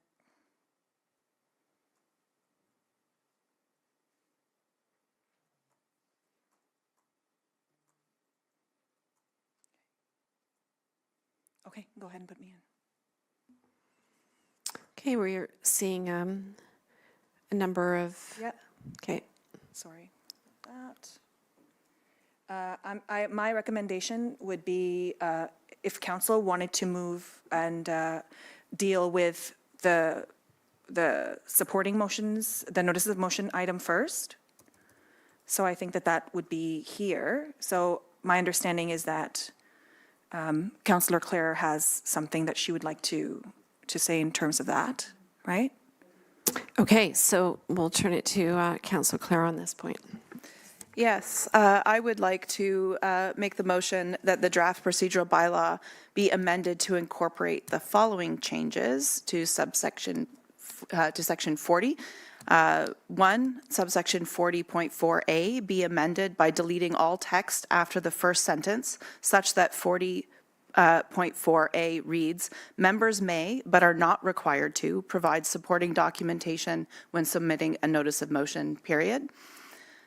That subsections 40.4B, C, D, and E be deleted in their entirety.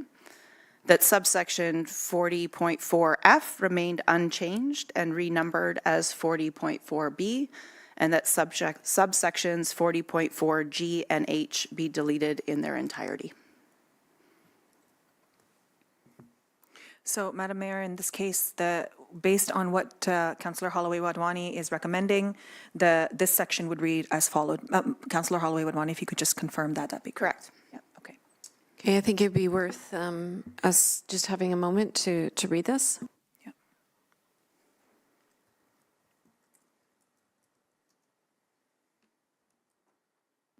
I have a question. Who is going to determine whether or not material is defamatory, discriminatory, harassing, or disparaging, etc.?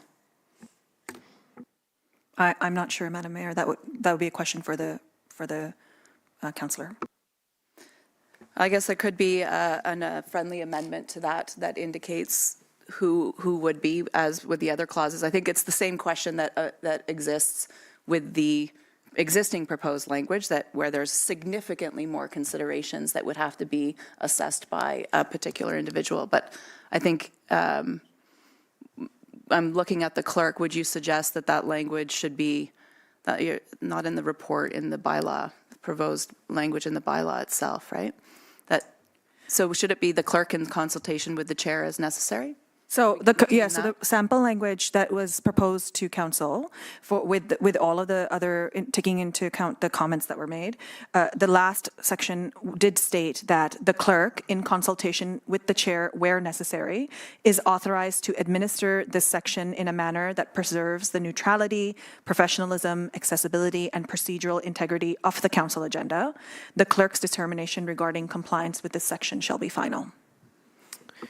Can I just make a comment on that? I do like the language of the clerk in consultation with the chair. I'm not sure about the rest of the language there necessarily, but Councillor Mink wanted to make a comment, and then I'll turn back over here. Thank you. This is more of a question for staff, and I don't mean to go away on a tangent here, but is it ever done in municipalities where councillors have a portal where they can put documents, put what business they've been doing and that type of thing. So this type of document could sit there instead of within the municipal agenda. I just fear a councillor, there's many issues I have with this, but a councillor putting a document on an agenda, I think confuses the public between what is a staff report and what is a councillor's document. And having it in some other location, whether that's a portal or a separate website or somewhere where any councillor can put anything, really differentiates it from a staff report. Is that ever done in any municipalities?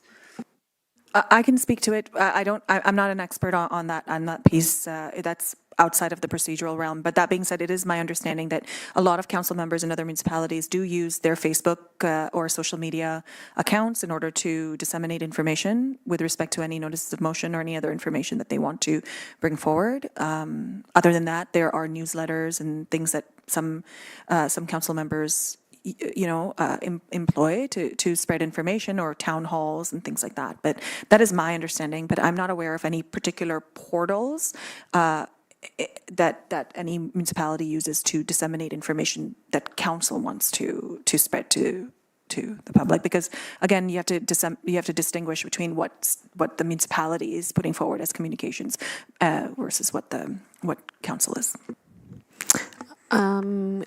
Okay, I know Councillor Clare is doing an amendment to the motion, but I'll hear from Councillor Les and then Councillor Todd. Back to the point you were making with the clerk has the last say. I think that councils come and go. The integrity of the community has to be protected, and the most steadfast people are probably staff. They're not going to change as often as potentially we would. And I would say that there has to be somebody that says yes or no at the end, and it should be staff.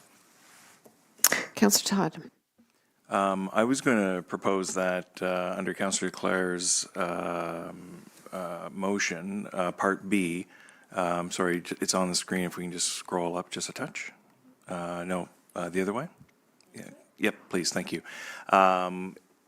If it simply said supporting documentation shall not contravene the Canadian Charter of Rights and Freedoms application, applicable legislation, or the municipality's equity, diversity, and inclusion strategy and anti-oppressive framework, would that capture it? Because then you don't have to worry about who's deciding what's defamatory, discriminatory, because it's already enshrined in those documents that are... Except the Charter of Rights and Freedoms is always open to interpretation. So I did have another suggestion for Councillor Clare. I'm open to other suggestions. I was going to say that I'd be very happy to amend my motion such that subsection 40.4F remain and be renumbered as 40.4B with additional language added as follows, as determined by the clerk in consultation with the chair as necessary. So that it's retaining your original language, but adding that to your question, Madam Mayor.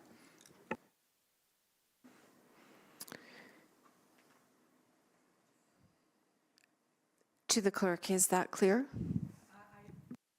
So I just wanted to just repeat that one more time. So this would be what is on the screen right now, and then what would be the addition, Councillor Holloway-Wadhwani?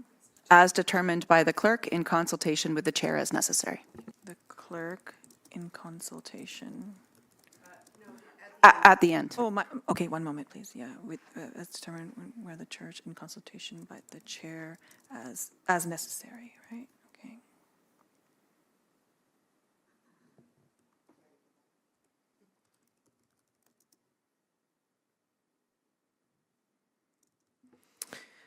Okay, so we've got that additional language being added to this.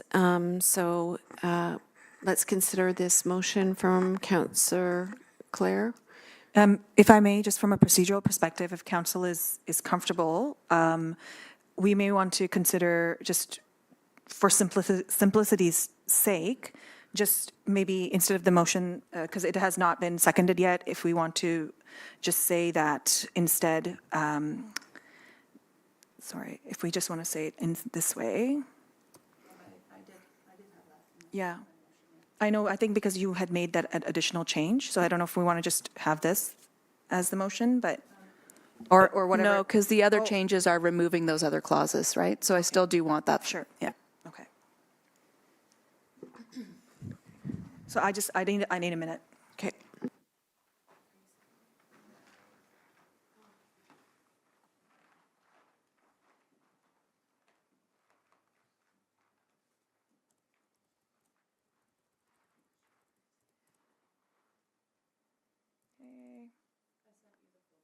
So I don't have my Teams on right now.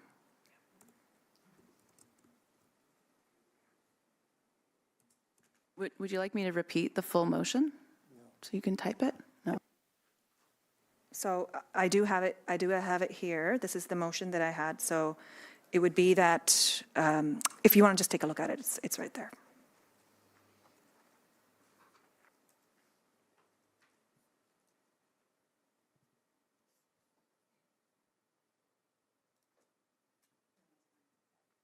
Is that okay? Councillor Clare is saying that's okay. So that's the motion on the table.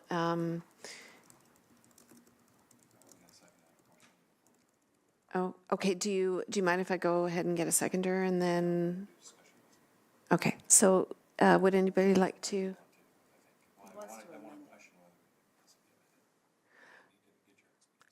Okay, so how about I go ahead and just see if we get a seconder, and then we can figure out if there's any other amendments that need to be made. Would anybody like to second this? Okay, Councillor Todd is seconding it, and Councillor Todd would like to speak to it. Yeah, this is a question for you, Madam Mayor. And when you said about the Canadian Charter of Rights and Freedoms and its defensibility, I'm putting words in your mouth, that's not what you used. Is it more accurate then to have Ontario Human Rights Code? Not necessarily, because all of these legal documents still have to be interpreted. And they are, I'm looking at my, the legal counsel here. I mean, we know there's case law that's considered under both those bodies, and there's various documentations, right? So yeah, it's not necessarily always black and white. Good, thank you. So we have a mover and seconder, and any further discussion? All in favor? Okay, and that is passed. Okay, back to the clerk, if you can keep moving us along.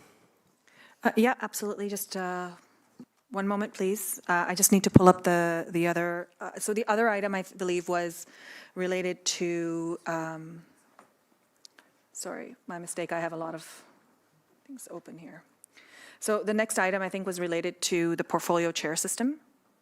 So just depending on what council wants to do, based on what was stated by Councillor Toms as well as Councillor Pearson, the option one was the one that I think they were looking at.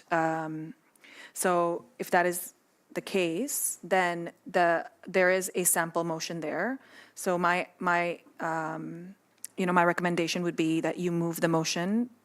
Okay, so we have that, was that option number 2 in the, Was it option 2? My mistake. I thought it was option, yeah. was it 1? Was it 1? Okay. Okay, okay. All right. Yes, yeah.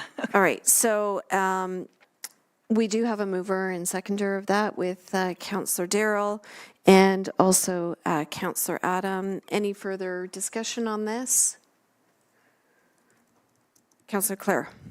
Sorry, just a question on if we pass this right now, would this start in this final year of this council's term? Yes, in fact, the motion that was provided actually asks for you to list who you would like to appoint, today, if possible. Yes, Councillor Mink. Sorry, so we currently don't have these committees formed, though, is that correct? It would not be committees. Oh, it's just accountable to that. The motion, motion lists. Can you just tell me what page this is on in the? It's attachment 2. Oh, to it's the report. attachment 2. Yeah. Okay, thanks. Yeah. Yeah. Councillor Todd. Yeah, thank you. Sorry, just collecting my thoughts there. my concern about option one is that we are tethering ourselves to now a pillar of strategy, whereas before we were doing it in departments. And my concern with that is, people will start thinking like, do you own this particular part of the strategy versus a different, where in fact we own all parts of strategy. And I think that becomes a bit problematic. And I believe we can get to the same state, which is to have counselors who are guiding,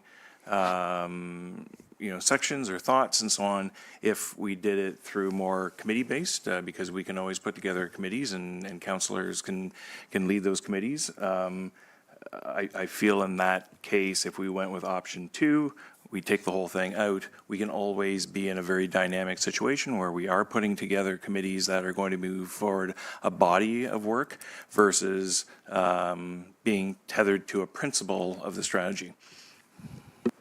Thank you for that, Councillor Todd, and I fully agree with you. I think this is just a different way of siloing informational asymmetry and attaching people. I have the same concerns as I did with portfolio chairs when we first had this conversation. I actually have a question around, how would all of this be impacted by a centralized customer service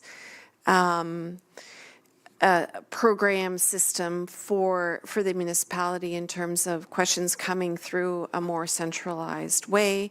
And also, I do think that there's something about what Councillor Todd is saying is more committee-based kind of opportunities. But I'm just wondering how a centralized customer service impacts on this kind of governance system.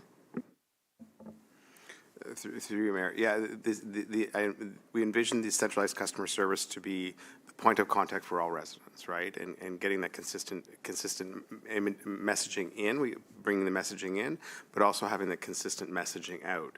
And that speaks to the asymmetry of information. It'll be consistent messaging across. It won't be just dedicated to one person. It'll be an internal team that manages those communications. And I think that's crucial from, consistency across the organization and consistency across the municipality. The way the centralized customer service department will tackle all topics of interest, not just specific to one portfolio chair or one strategic plan. My concern with tying, as you said, Mayor, tying it to specific pillars it is analogous to the portfolio chair system. That you become a specialist in that one, and people will be going directly to you, as opposed to a centralized customer service where we can disseminate the information through dashboards, through regular council updates on what's flowing through a centralized customer service. You'll have an equalization of information across the entire organization. Councillor Mink had a comment. Well, now I'm just thinking about what the CAO said. So when I first thought of this, it was more like, as Todd had said, Councillor Todd, that committee-based. And my thought too was incorporating some of the existing boards, or not boards necessarily, but representation from our boards and legislative or required committees that we have, because some of these committees that we have fall under some of these pillars too. And I think it needs to be all encompassing of everything. Otherwise, we still got silos out there. If that makes any sense, what I'm trying to say. Councillor Clare. Yeah, I don't see this as being about customer service or answering resident questions as the primary purpose. I see this as being collaboration, information exchange, discussion that takes place that includes both elected officials and staff around strategic pillars. And I think, I did envision it sort of being more like committees, that they're, a group of senior leaders who are working on an issue might meet with those couple of council reps on, I don't know, quarterly, whatever it is in terms of the cadence, to discuss how things are going. I don't think it's about siloing us as being the people who can answer questions about that strategic pillar. It recognizes that we have a shared responsibility for advancing the strategic priorities of the municipality, and that's something that straddles the role of council and staff. And so there should be a mechanism for council and staff to interact with each other around those pillars outside of the formality of a council meeting agenda. So I don't think I think the centralized customer service is brilliant. Can't wait to see it happen. I think it's going to be a huge boon to the municipality, but I don't think it in any way replaces what we will get through establishing means of communication and information sharing and collaboration between staff and senior leaders when it comes to our strategic plan.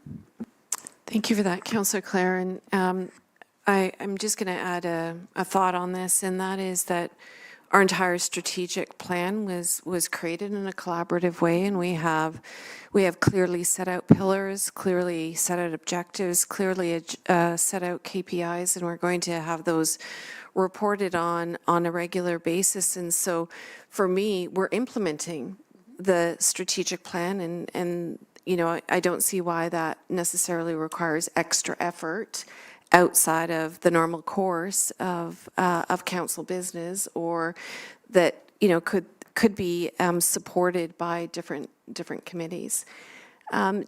Anybody else have any thoughts about this before we've got a motion? We've got a motion on the table that's been forwarded. It's got a mover and a seconder. So all in favor of that motion? Okay. All against? Okay, that is defeated. So do we have to go to another option then?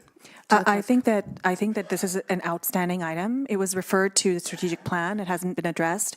Council had directed staff to bring this forward for council's consideration. There are 3 options in front of council. Council has voted on one. There's 2 other options, or if council wants to wishes to defer the matter to another date or provide an alternative motion, that is council's prerogative. I've got Councillor Todd and Councillor Mink. I would like to make a motion that we adopt option 2. Councillor Mink? I was going to make the motion that we defer this to another date, and I know, sorry, Councillor Les, having these conversations can go on and on, but I think we need to have it right. I think that we're going into an election, we are an election year, we're going into a new term of council, and I would really like to see a robust kind of package of portfolios that is, we got it right, you know, and we're not, the new council's not scrambling to try to understand where do I sit and what are my responsibilities. It's very clear, and we've covered all bases, and I think that this requires a longer conversation than having here tonight.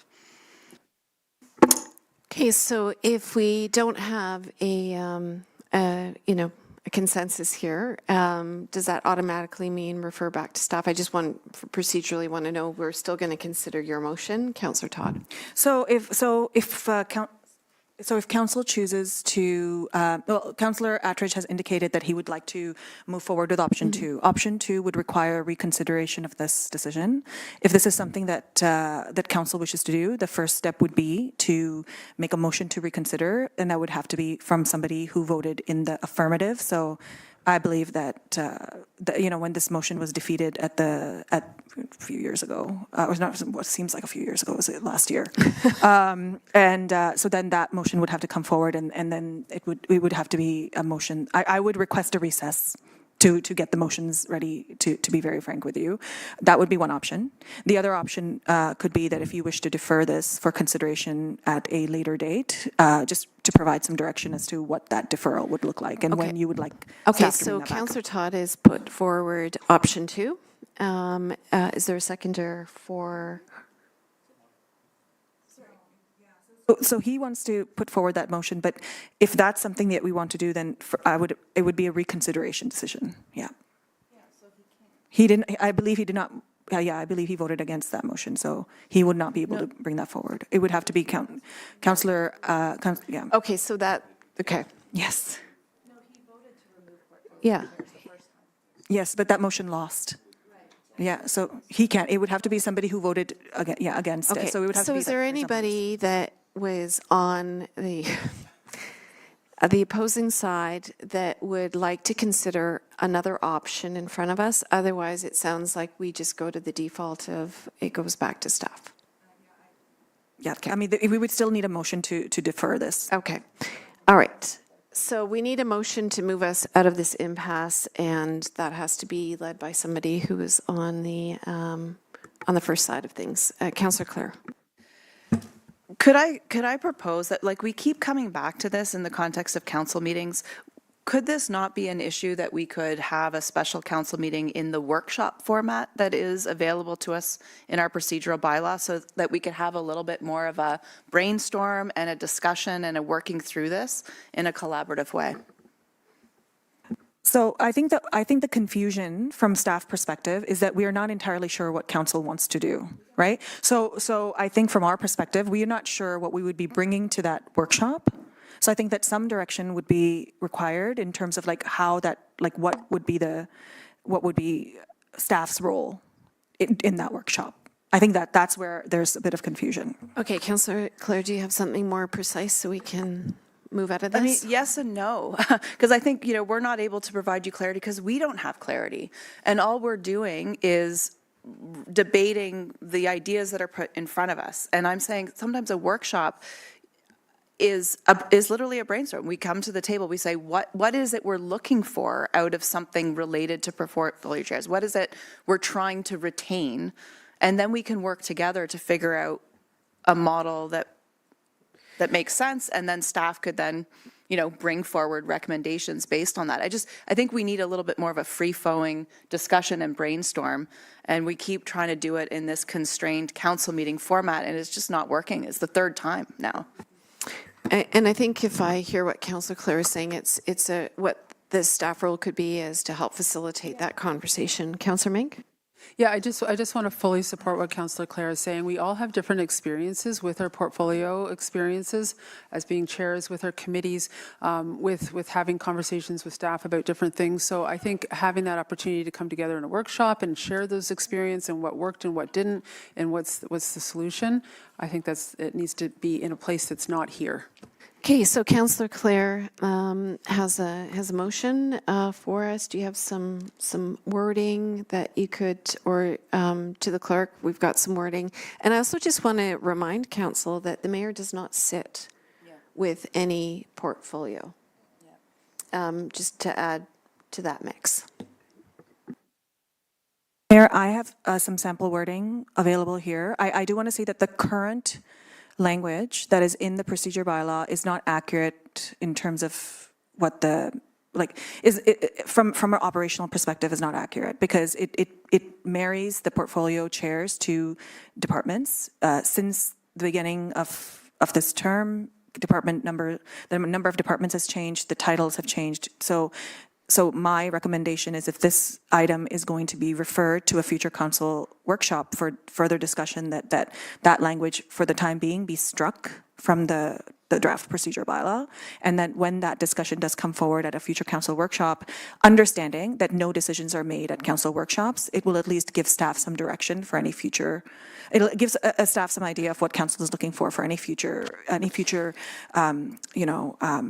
revisions to the procedure bylaw. Okay, so let's see if we can't articulate this. Councillor Clare?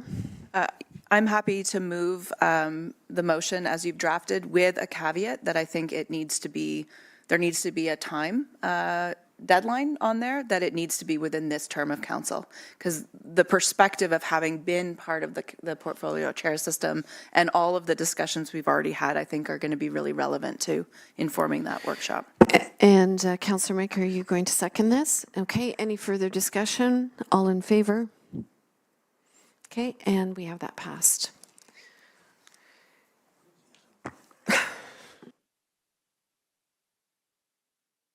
Madam Mayor, the final motion. I need a minute. Okay.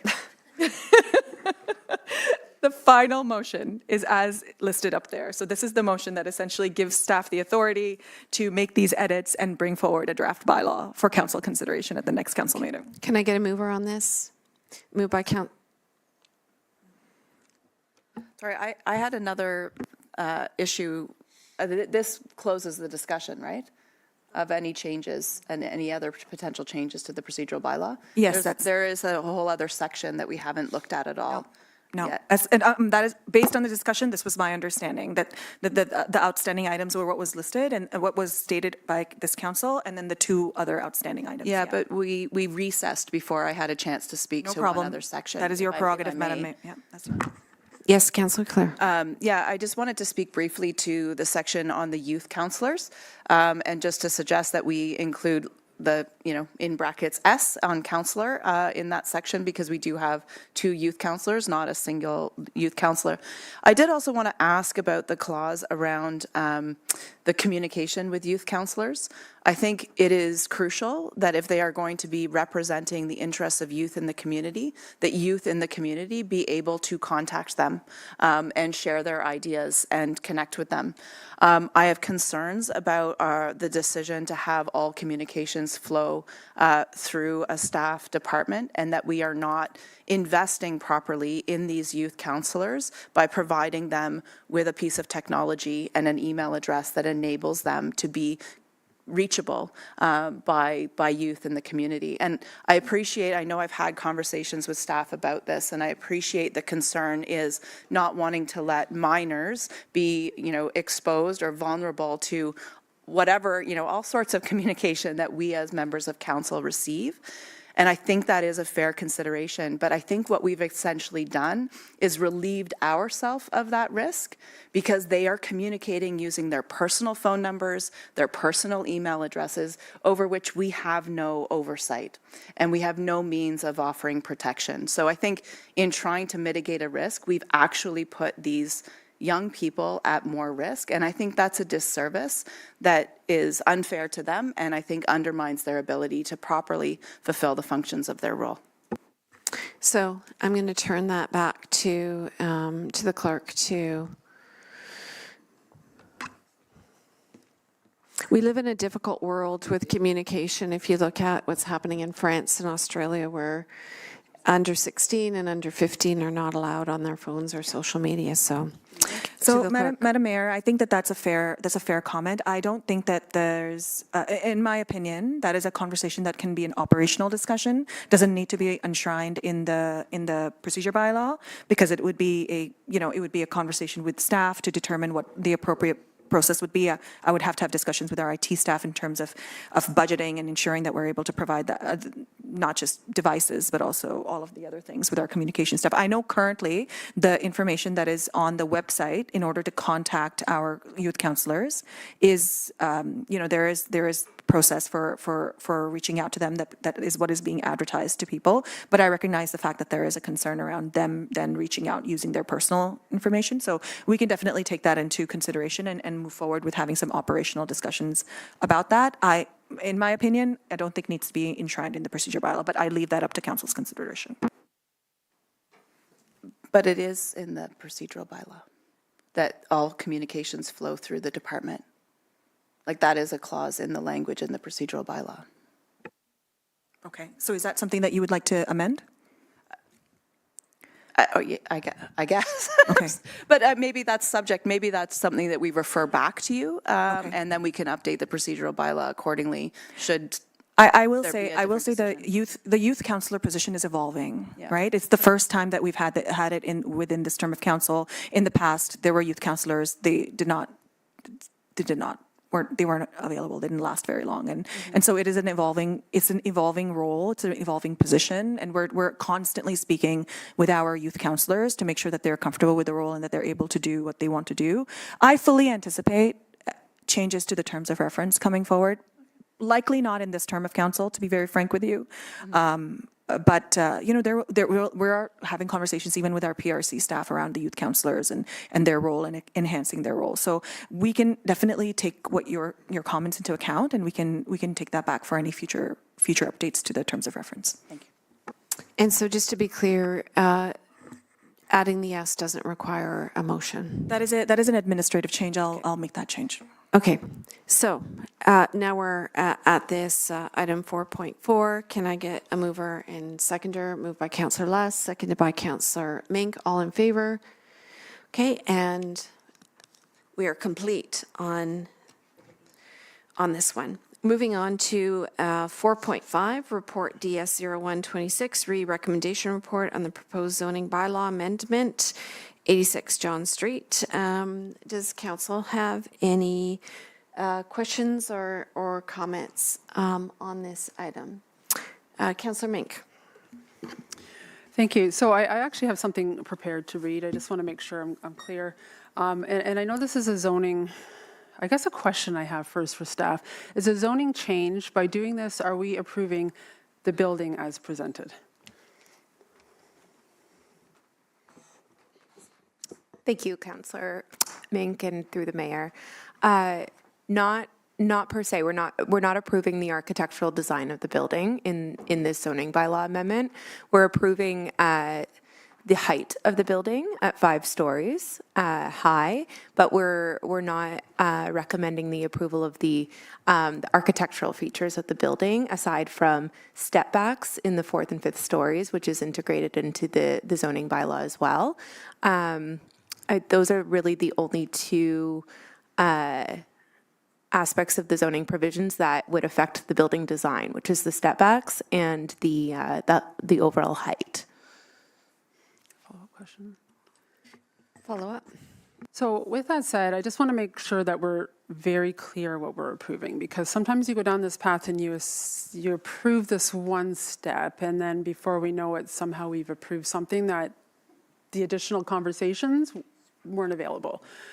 So I guess my advice to you is, if there is concerns about the building itself in addition to the height, is this the time to present it? Thank you for the question. It's our opinion as staff that we do have enough information to move forward with the land use considerations for the rezoning, particularly the application's gone through an extensive peer review process through the Heritage Impact Assessment. So we're quite far along in that process, but that process is still continuing. We have an initial positive recommendation from the Heritage Committee, so that is also, a good signal that there's support from the Heritage Committee to date. However, we do recognize that there's, through the finalization of the studies and the actual architectural drawings, that we still need to return back to the Heritage Committee for a final recommendation that will ultimately come back to council for approval of a heritage permit. So that's where the architectural design is truly considered, beyond what we're doing tonight, which is approving essentially the land use and the special zoning provisions requested through the application. Councillor Mink.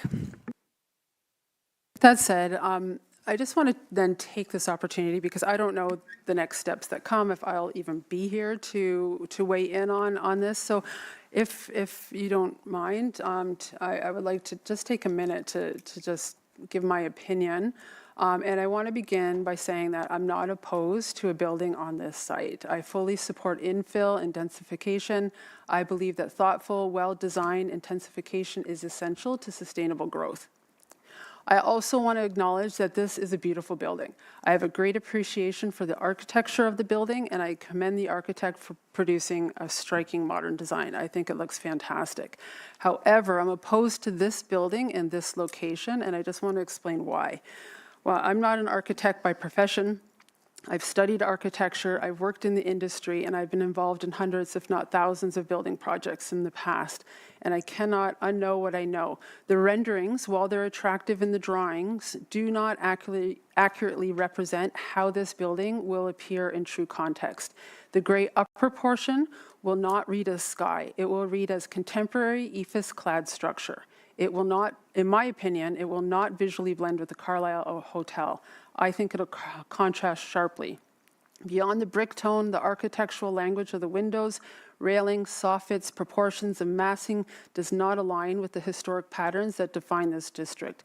And more importantly, this proposal sits within the designated Heritage Conservation District. At the other end of John Street, we have the Walton Hotel and the Opera House, buildings whose owners are investing substantial financial resources, time, and care to restore them in a way that honors our community's heritage values. If council chooses not to uphold the heritage requirements here at this location, then we must question whether we still stand behind those heritage values as a community. And finally, I just want to point out something that's very symbolic but important. We're sitting here in Town Hall, itself a heritage building. When we look out, when it's light out, towards that site, we'll see the Baptist Church, the Carlisle Hotel, and heritage homes behind. An intact historical streetscape that reflects the character of this district is that we're meant to protect. If we allow a 5-story contemporary structure that's not contextually compatible, it will stand as a constant reminder from within this building that our policies that we are making, that we're compromising our heritage standards within this building as we look out that window. So for all of these reasons, I cannot support this proposal in its current form. I do support growth, I support housing, I support beautiful architecture, but I also believe that in a heritage district, context matters, scale matters, and consistency with our community values matter. And I'm going to ask for a recorded vote on this. Thank you, Councillor Mink. Moving on to other comments around the table on the matter. Anyone else? Going once, going twice. Okay. The recommended motion is in front of us. Can I get a mover and second? Oh, sorry. We're just going to go around. Yeah, okay. So no, Madam Mayor, my mistake. I apologize. It's been a long evening, but you were on the right track to ask for a mover and seconder. I apologize. Okay, we'll do that again. We have a recommended motion in front of us. Can we get a mover and seconder on it? Moved by Councillor Todd, seconded by Councillor Adam. Any further discussion on this? Okay, seeing none, now we can go to the recorded vote. Yep, thank you very much. So this is item 4.5 on the agenda regarding report DS 0126, recommendation report on the proposed zoning bylaw amendment ZB 022586 John Street. A recorded vote in accordance with Section 53 of the procedure bylaw has been requested by Councillor Mink. I will go around the council table and you have to answer with a yes or no to the motion that is on the floor. We will start with Councillor Andrews. Yes. Councillor Attridge. Yes. Councillor Holloway Wadwani. Yes. Councillor Mink. No. Deputy Mayor Pearson. Yes. Councillor Toms. No. Mayor Hankivsky. Yes. Madam Mayor, there's total yes votes 5, total no votes 2. The motion passes. Thank you. Moving on to the next item on the agenda, 4.6, Report PRC 0226, request for waiving of fees by 116 Royal Canadian Sea Cadet Corps, Skeena. Does council have any questions or comments on this matter? Seeing none, can I get a mover and seconder for this? Moved by Councillor Adam, seconded by Councillor Les. All in favor? And that is passed. Moving on to item 4.7, Report WE 0126, Garden Hill Dam Environmental Assessment. Does council have any questions or comments on this? And also, I am going to, I think, revert to the CAO with potentially some additional information on this matter as well. Thank you, Your Worship. Just want to bring a little bit more context to the motion that's on the floor in relation to Garden Hill, the Garden Hill Dam. Be very precise. There's the Garden Hill Dam asset itself is not owned by the municipality. It is owned by the GRC, by the Conservation Authority. The road under which it goes is a county road. There is a culvert that is deteriorating under that road, which is a responsibility of the county. I was in conversations with the county this morning to understand, to have a better appreciation of what their capital budget was looking like, to see if there was an opportunity to cost share some of this repair of the dam. In my mind, if the dam fails, there's going to be extra costs associated with repairing the road, the county road. They have not budgeted for that, for repairing the dam. The other portion is, this is a municipal watershed, so it's the town, it's Port Hope's watershed. So there's three, sort of stakeholders in the game here. The motion on the floor is to continue forward with an environmental assessment it's really threefold, is to give, better options, understand the options, because right now the options that the GRCA presented in fall was two options, decommissioning or repair. They subsequently came along and said there might be more options, whether that's a smaller pond or, there's different options that need to be looked at, and the environmental assessment will allow that. The funding that's on the table right now is the municipal portion. We have to have, for the WECI funding that they're going to be seeking, we have to have municipal contribution in it. So that is our portion of the cost for the environmental assessment. I did approach the county if they would be willing to cost share in that as well, our municipal portion. I was rejected on that, but I did try just to see if there was an opportunity. I think it's important, the environmental assessment is important at this time. We are hearing from the Garden Hill residents. We heard them loud and clear. We understand and appreciate them being here tonight as well. But we just need more information. We don't have proper technical information right now to make a fulsome decision. We don't, it'll give better costing. We were given some very high level numbers as well, and just better info, technical scientific information. I think the other part of the environmental assessment gives us more time is to work in collaboration with the county. Maybe the timing of the project happens with, they repair the culvert, they can share, design costs, they can share construction costs, demobilization costs. So that's why this is essentially looking at the options, and if we can find some collaboration with the county and the timing of this, we could see significant cost savings as well. Thank you for that update. Any other questions, comments? Yes, Councillor Todd. Yeah, my question is around the timing. The report talks about $50,000 per year over 2 years. Any indication that we have 2 years left in this, or are we at risk of breach prior to that? I'll deflect to the director works in that. That's really hard to ascertain. It could fail tomorrow. It could last another 10 years. No, it doesn't. Councillor Mink. So the GRCA has been patching it. It is not going to fail tomorrow, but it does not. It does not have a long life left in it. So there are options. So just to add a little bit more context as well, is that the government offloaded dams to the municipality and the conservation authorities. And they created this WECI application because the intention was to work together towards managing these dams. And it's worth noting, we have dams throughout our municipality. We have one on Gristmill Road that we drive over. It's privately owned, but we drive over it. So these conversations, I think, are the future. We've had dam failures in our community on private property this year. So I think these conversations are going to be the future for the next little while until these dams resolve, whether that's breaking, decommissioning, or fixing. I think, can I just add a little bit? So I think it's option 3 gives us that time to have these conversations about which is the best way to approach this, and whether that's decommissioning, fixing, some sort of combination, making a new landscape. I understand that this is a pond with sentimental attachment with the community, cultural importance, recreation, and so on. But I want to, and my original thought was save it, definitely save it. We don't want to change anything because change is hard. But I think for me, what really changed things is the conversation of Indigenous.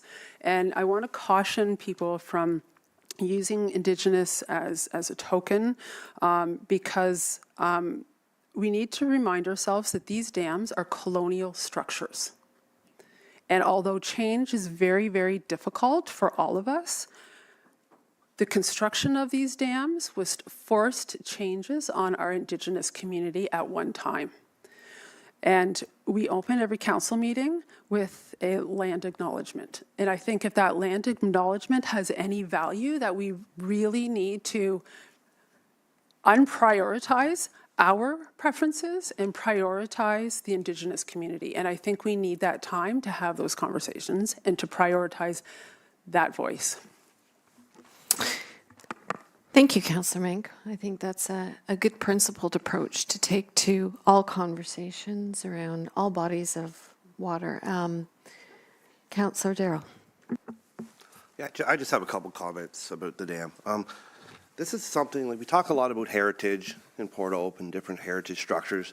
We're talking about a dam that was formed in the 1860s, it's a major part of that community and the landscape of that community. We were back at budget time. We had some conversation around repair versus decommission. The costs were very similar at a high level, right? So by investing this money into this study, we know the outcome. It's decommission or repair, or to some extent, whether it's redesign or what is, in my opinion. I think this money could go towards the repair and not waste the 2 years where we could have a failure. That's, some things you just got to fix. I don't think we'd be having the same conversation if this was Corbett's Dam that was failing. And the Ganaraska River might not be the same for the future of Port Hope. I just don't feel the conversation would be the same. Thank you, Councillor Darrell. And I think it's a really important point for us to discuss at this table. So I'm going to turn it back to the CAO and ask, first of all, I'm worried about the timelines involved in this as being far too long. I'm worried about do we need to be incurring this level of cost to gather more technical information? On the same point, back to your concern, do we actually have enough technical information to make the most informed decision about, even if it was to save, do we have enough information to know what is the best way to do that? I can't say I can definitively answer that. I would have to deflect to the GRCA. They presented two original options to us, decommissioning or repairing. Then they came back and said there might be more options. And to Councillor Darrell's comment, it's going to be one or the other. There are intermediate models. There might be a smaller dam and pond. There might be different things that they need to look at. The county is watching this very carefully as well because of the integrity of the culvert. So it's not like it's going unwatched. So if we saw some immediate, concerns, we'd obviously have to act faster. But I think in general, we don't have enough, to your question, Mayor. We don't have, my understanding, I'm going to deflect to Councillor Mink, because I'm understanding we don't have enough information on the future possible options for this at this point in time. Okay, so do you mind if I, Councillor Clare, just go to Councillor Mink just to comment on this, and then I'll circle back? So yes, the GRCA has all that information, and of course, not here in this room, but if one were to attend or to go up to the GRCA, meetings are open to the public, and they can answer these questions. They do have all that information. I just want to make one clarification to Councillor Darrell's point, is that there is conversations about decommissioning Corbett's Dam. Those conversations have taken place. So I just want to make sure that that's known. Councillor Clare. I think my recollection of our initial discussion about this during their budget deliberations was, there was a general sense that we sort of wanted to lean towards saving and repairing, but it's a big expense, and we want to make sure that we're going to proceed, based on the best available information. And I think, it is as you say, it's a heritage structure. It's been in place for a very long time. We've learned a lot since then around, there's new green technologies, there's new approaches to dams, there's new approaches to land management. We also have to consider future use, because I think one of the frustrations we had during those same budget deliberations was running into a relatively new, expensive piece of infrastructure that's already proving itself to not be flexible enough to meet our current and future needs as a community. So to me, the study is not an indication that we're on the fence necessarily about the value of this to the community, but rather that we want to make sure that it continues to be of value and that we're investing in the best possible approach to maintain that value and future value to residents in Garden Hill. Okay, I'll take a couple more comments, and we're going to move along on this. Councillor Todd?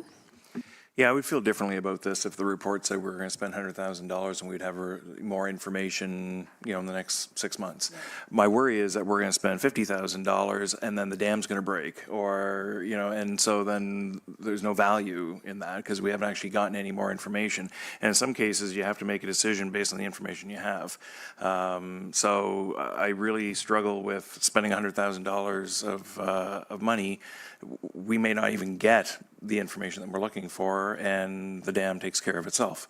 So I feel more that we should be looking at the information we have, get the GRCA back in here, let's have that conversation and make some choices. Councillor Mick?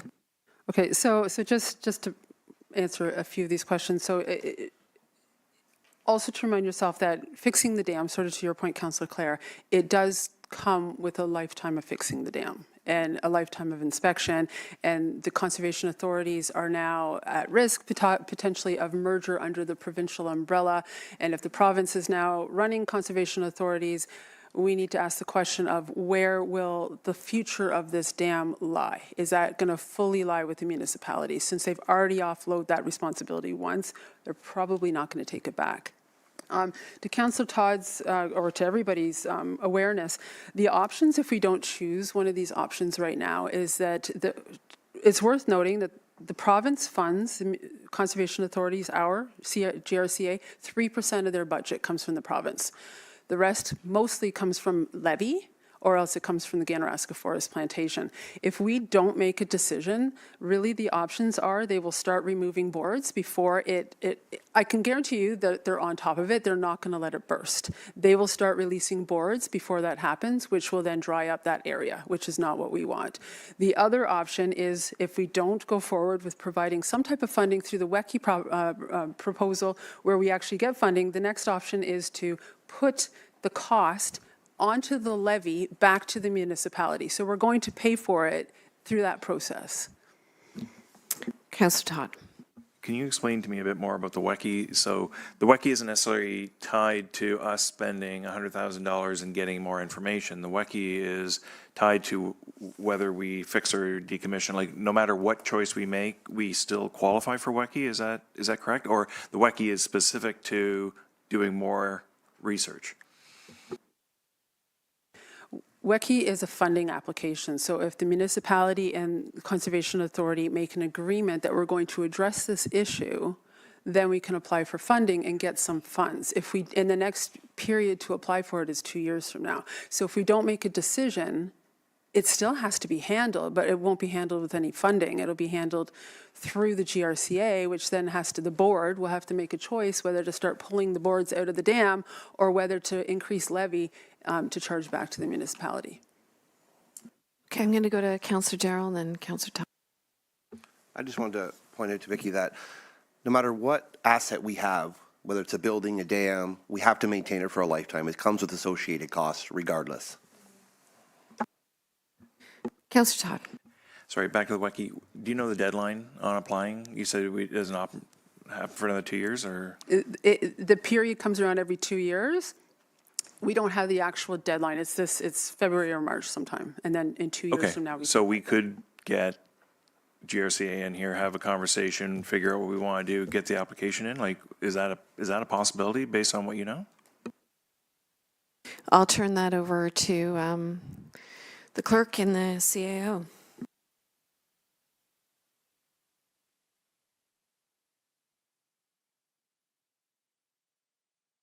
Well, I mean, it is council's prerogative to refer this back to staff. So I would recommend that a motion be made to refer it back to staff to request discussions with the GRC and invite them to return back to council before the March date. I mean, the next council meeting is February 17th, which is in 2 weeks. So we would have to, I guess, invite the GRCA for that meeting. Otherwise, the alternative would be the March 17th meeting, which is the next council meeting, or we would have to alternatively call a special meeting to have that discussion. So I think, we do have the flexibility for a special meeting, but I also want to hear from Councillor Less on this. Agreed.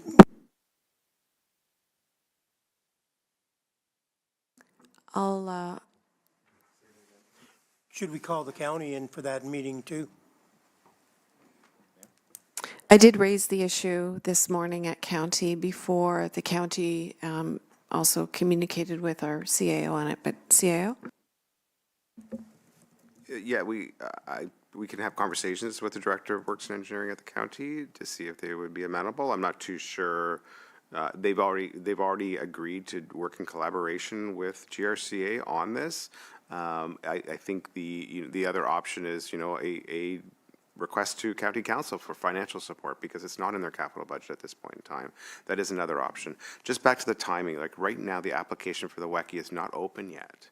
We don't know when it's opening. We're making the assumption February or March, right? It is typically that time frame, but we don't know yet. So I would not be punting this to a March council meeting. I would try and tackle it for the February 17th if GRCA and the stars align with the county and GRCA. We will reach out to the county to see if Councillor Less, if they are willing to participate in that conversation, but they have given the commitment for collaboration at this point in time, and that's about it. Okay. And I think it would be important for us to keep open the option of a special meeting to have a fulsome conversation around this. I would definitely support bringing county into it because it can be brought as an advocacy piece to the county table. We do this on many different issues, even if things aren't in the budget. There are options for advocating for additional supports. Madam Mayor, I do have just a sample motion for referral if that is something that council is interested in looking at. If there's somebody at the table that would like to consider this motion, there it is.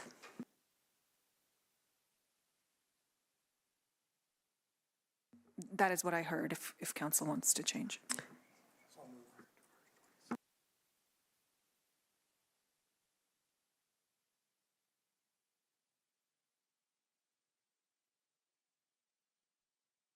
I think this is not completely capturing it. We would like to see GRCA here at a special meeting to be in conversation with them. We would also like to have the county in attendance in some way so that we can have a fulsome coordinated conversation.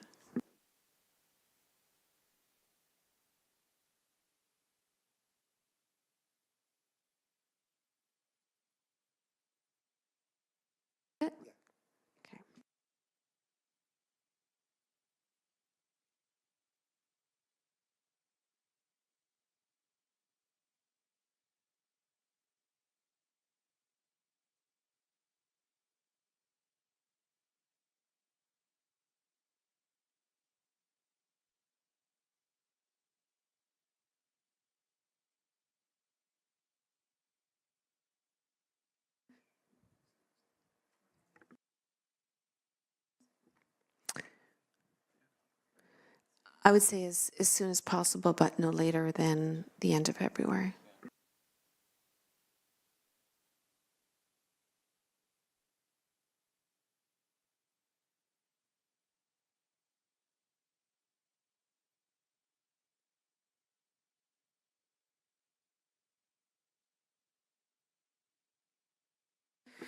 Okay, so I believe that better captures the sentiment, and we do have a mover in Councillor Darrell and a seconder in Councillor Mink. Any further discussion on this? All in favor? And that is supported unanimously. Moving on to item number 5, notice of motions. For this portion of the meeting, I'm going to be turning over the chair to the Deputy Mayor.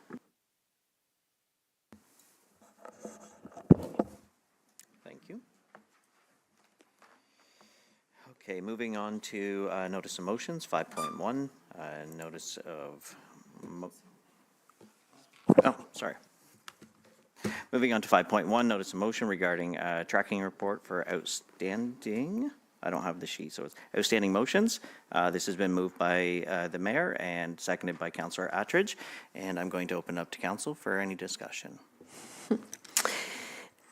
Well, this sort of comes on the heel of our discussion around the EDI policy and some of the concerns that were raised around, You know, more generally, what happens to motions that are passed at the council table and then we wait for a long time or sometimes lose track of what happens? And so this probably should have been passed much earlier in our council tenure, but here it is now. And it's just a really simple motion to say we'd like to have some kind of tracking system that will allow us to have updates on a regular basis on what happens to those council motions that are put forward and passed, and see how they're integrated into the progress that is made at the municipal level and integrated into reporting mechanisms, a dashboard, and relating back to the strategic plan. So that's it in a nutshell. It's really about finding a way to track so that we don't lose track and that we avoid any kind of delays that are frustrating from this council table. Councillor Todd, did you want to speak I appreciate that, but. Those chair hats are hard to give up. Councillor Attridge. Thank you, Deputy Mayor. The only thing I would add to the mayor's remarks is this is also a tool for the public to be able to see, because there's a quarterly report that'll come back, so the public will be able to see, you know, what has been passed all in one place, because people do lose track of motions. So I think this has got a lot of value to it. Thank you. Councillor Andrews. Yeah, when I first saw this, I thought, well, staff should be doing this as a matter of course anyways. And secondly, are we now, as council, diving into operations by doing this? I appreciate that. To the CAO. So, thank you, Councillor. I think I'm excited about this motion, actually. I think the clerks are very excited. I actually implemented and had the clerks implement a tracking mechanism starting back in September-ish, October timeframe to track all the motions that were passed or staff direction since this council term started, because of things not being missed or we weren't keeping track of it. It was actually a threefold purpose. Number one, to make sure we were doing our due diligence and following through on things. And secondly, we were used it to inform the budget in case there was things that we hadn't done and we needed to incorporate in the 2026 budget, but also to highlight, because these motions and directions happen sporadically throughout the term, it doesn't show the holistic, impact on staff resources, costs, and things like that. So it was to help, enlighten council to the decisions they made, because they weren't all done at the same time. They were spread out. So it was done for threefold purposes. So we have this tracking mechanism in place. And yes, it's to keep us on track. It's to inform you. And we're more than happy to publicize that quarterly. Thank you for that. Councillor Mink. Thank you. So I appreciate this too, and I won't go into too much detail, but I had some discussion with some staff recently about a motion that was passed in the last term of council and carried over into this term, has not been rescinded, has not happened yet. So I guess my question is, how far do we go back? I brought this topic up for this specific topic, and I was told by people, will bring a notice of motion forward, and my mind is like, how can I bring a notice of motion forward when I already passed this by resolution previously? So my question is, how do we find those motions from the previous term, and would they end up on this list? I can try to. We have been tracking the motions, either it was notices of motion, referrals, deferrals, or any specific direction that was provided by this council during this term of council that was kind of outside of the normal confines of the resolutions that were being passed. We have been tracking that, and we've prepared that document as the CAO stated. We've prepared that for this term. Since 2021, when we have. I've spoken to this in previous reports that I have provided to this council about information governance practices that have been significantly modernized after 2021 when I joined the municipality, and practices in the past were tracking a lot of this information, but it was sporadic. and finding, going through all of the motions and the agendas and will be a fairly arduous task. And so I appreciate what Councillor Mink is saying, and I know that the item that she brought forward has been something that staff have also internally discussed, and I think we'll be having some more discussions on, because we are also going back and trying to find the information on that. Much of the staff that are here at the table today are new, right? We weren't around when some of those motions, so even finding that information sometimes can prove to be quite challenging as well. So I would recommend, for the purposes of the action tracking, because this is a motion that is coming forward, we will provide, update to council for this term of council and the motions that were passed. But at this point, we have not been going back to previous terms. Just to follow up, I think it's council's decision to say how much time they want to invest in this, like have staff invest in this. We are more than happy to, the Planning Advisory Committee, we are digging through the files and pulling and resurrecting it to see what the decision was made back then. It does speak to this action tracking list, and it's being prepared also for future council, right, to help inform them going forward decisions that this council made, because they may not agree with the council decision at that point in time and want to rescind it or amend it and things like that. So it is a council decision on how much investment they want to put into this process, or as it surfaces ad hoc, staff are more than happy to go do the research. Thank you. Does that answer your question okay? Everything's good? Okay, we have a mover and a seconder. Is there any other comments from council? Seeing none, calling the vote. All in favor? And that has been passed. Moving on to item 5.2, notice of motion regarding food insecurity, and I'm going to pass this over to Councillor Thoms to speak to it.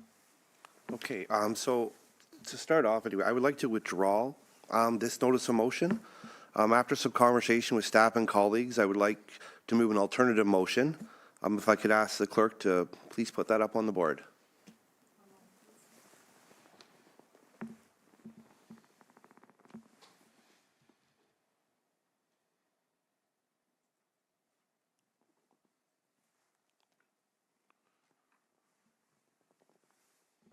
I'll give everyone a moment to read this over before asking for a seconder, and it'll be seconded by the mayor. And I'll give everyone a moment to read this over.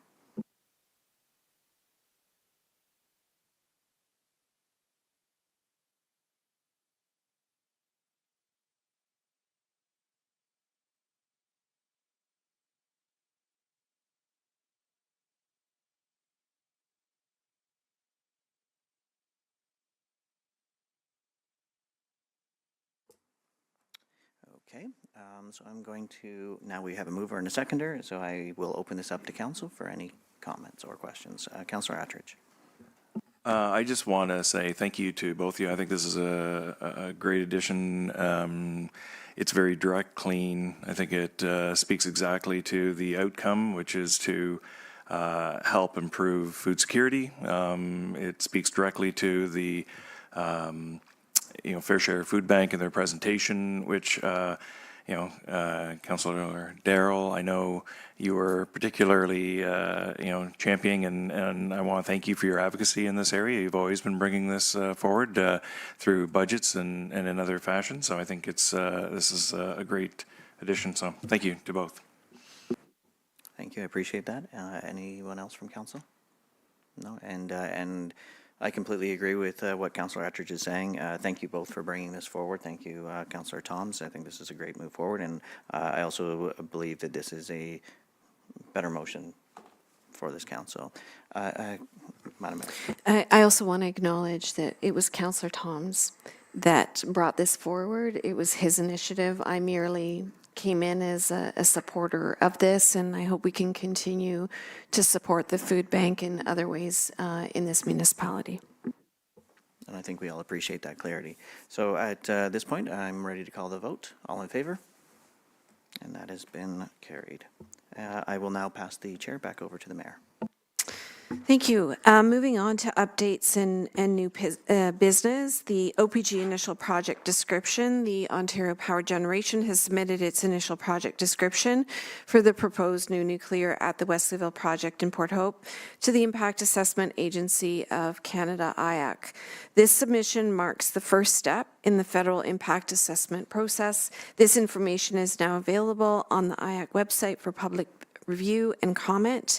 And we did speak to this matter earlier this evening, and our communications team will be disseminating information about this further to the public.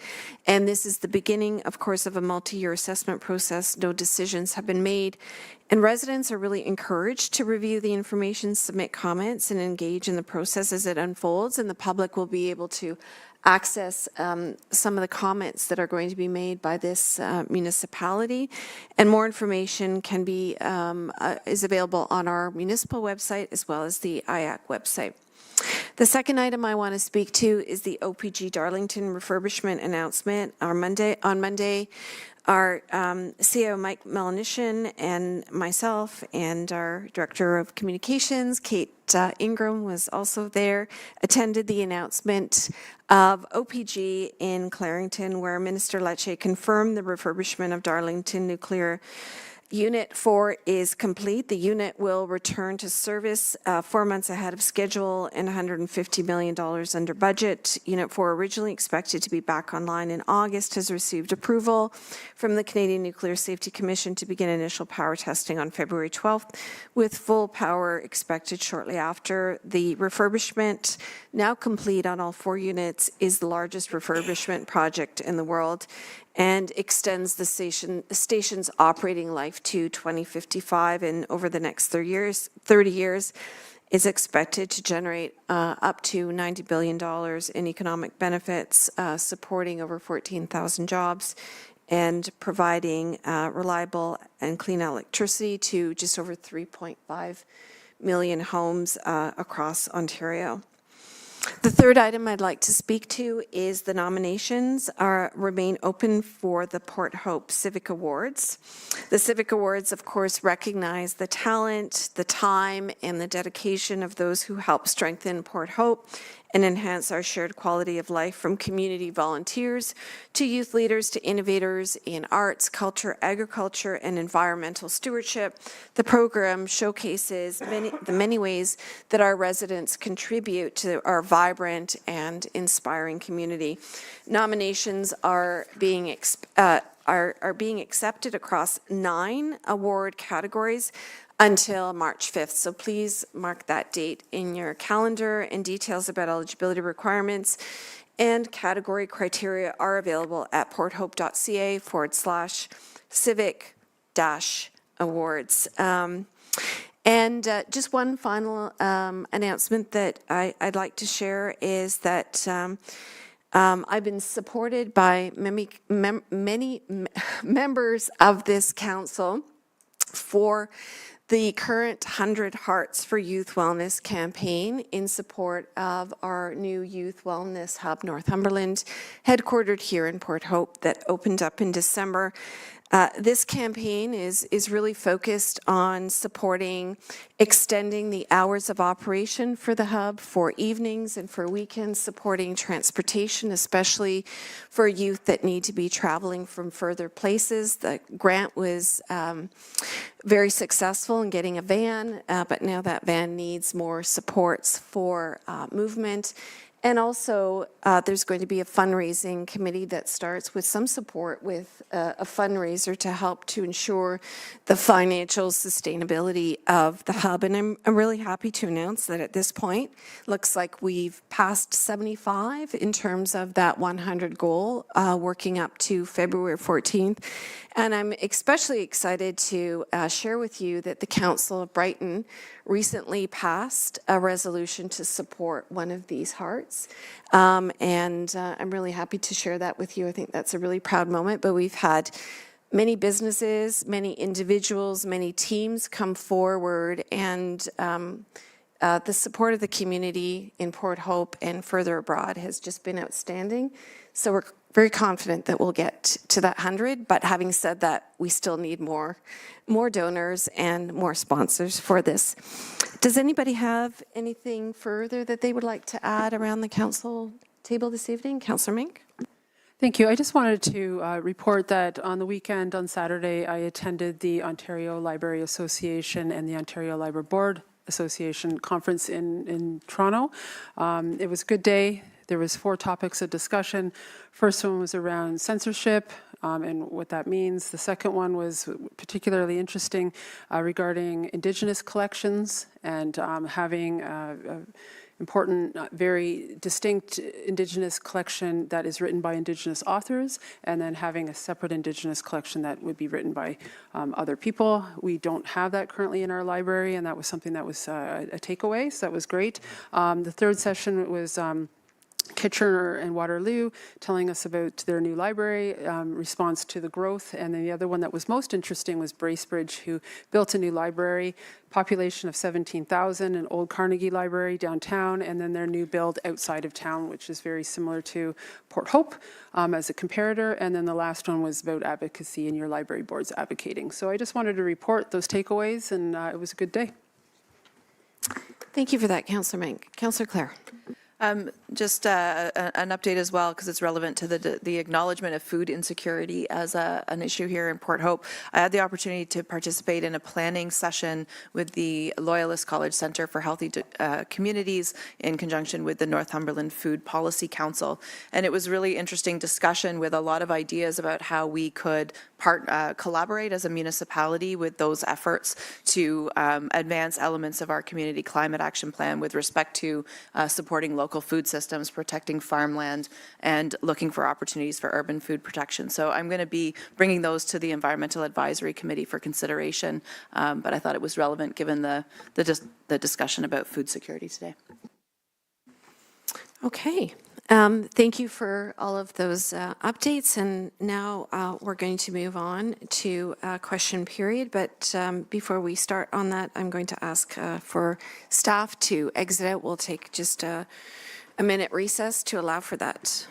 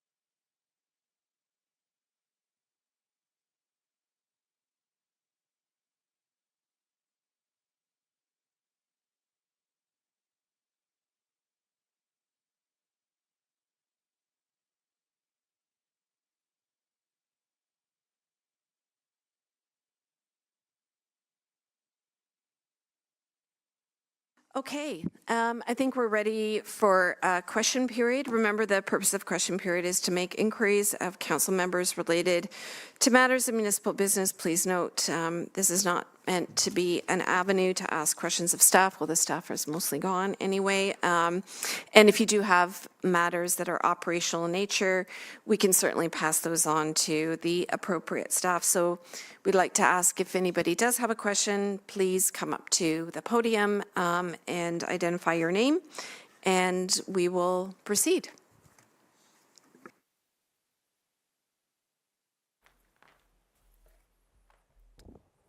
Okay, perfect. My name is Kweda Obamsawin. I am the owner of the property on 8234 Mill Street in Garden Hill.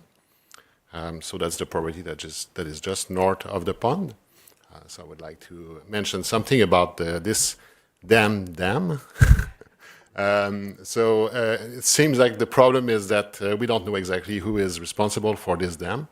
But just to shuffle the cards a little bit for you, I just want to mention that we have as well.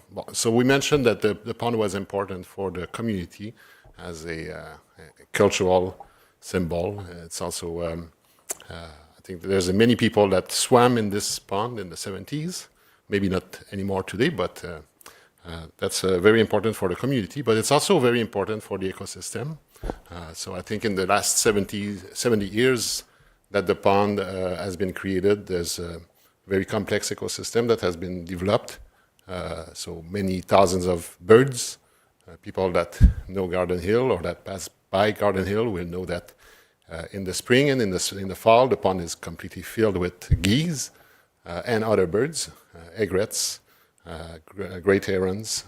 There's many birds that come to this pond to live there and to pass by. I really appreciate the background and the context, but my instructions to everybody in the spirit of equity is to say, please ask your question, and we can have a conversation about it. Yeah, okay, perfect. Thank you. I don't want to take too much time, so I just want to mention this information. I just want to mention as well that we have, there is a bill of sale, or actually a contract that was passed between the previous owner of my property and the GRCA to sell this portion of the property. So the conservation area and the pond were part of my property until 1958, where it was sold to the GRCA to make a conservation area and a pond. And it's clearly stated in the document that I have, which is the contract. And this contract is bound to the land and not to the owner. And it has also multiple, I'm not a lawyer, but there's multiple rights that were kept on the pond. And there's a mention that So can I maybe help reword this so that we can fit it into question period? So perhaps is council aware that I am the owner of this kind of legal document, and is there a way that I can share this for council's information? I was getting there. Okay. Mayor, yes, that was my question. Okay. I'm not sure if everybody equally around this table was aware of such a document. Thank you very much for bringing it to our attention, and we would definitely like to see a copy of that document. Okay. So if I can, And thank you for coming and asking that question. yeah, perfect. So I don't know if I can be instructed on how to share this document with you. Yes, but, and we're going to have the clerk assist you with that. Yeah, excellent. Thank you All very right. much for bringing that to our Thank you. attention.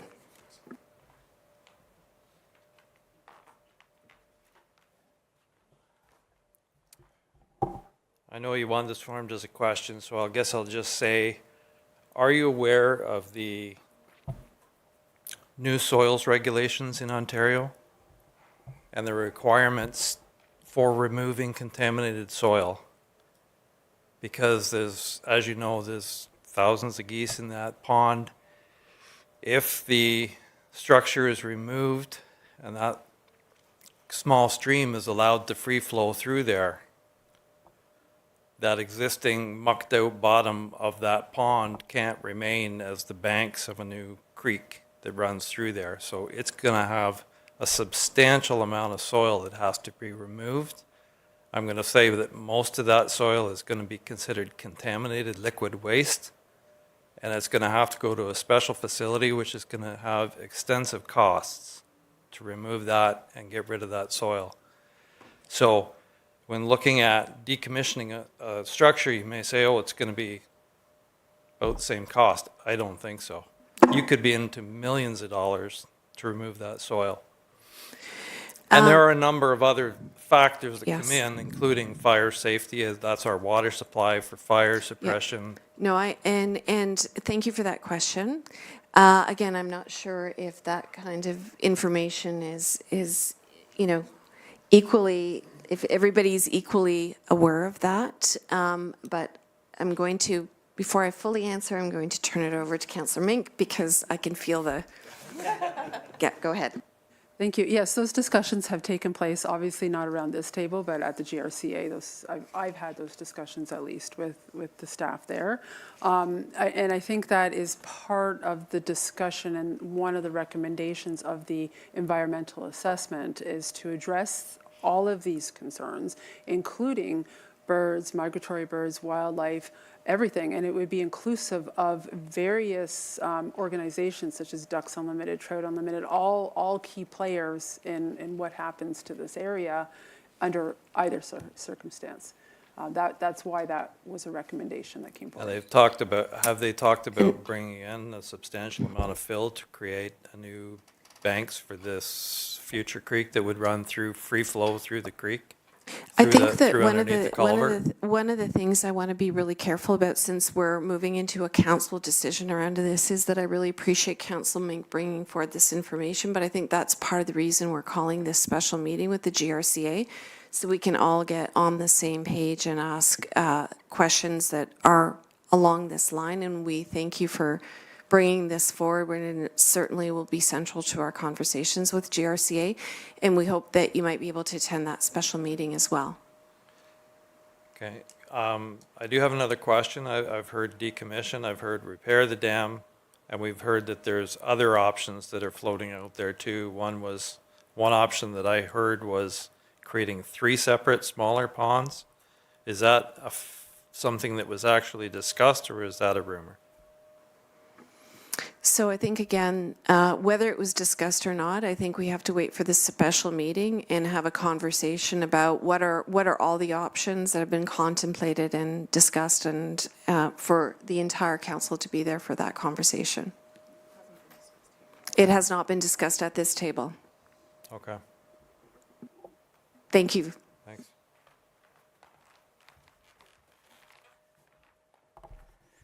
Greg Burns on Mill Street in Garden Hill. Just 2 questions.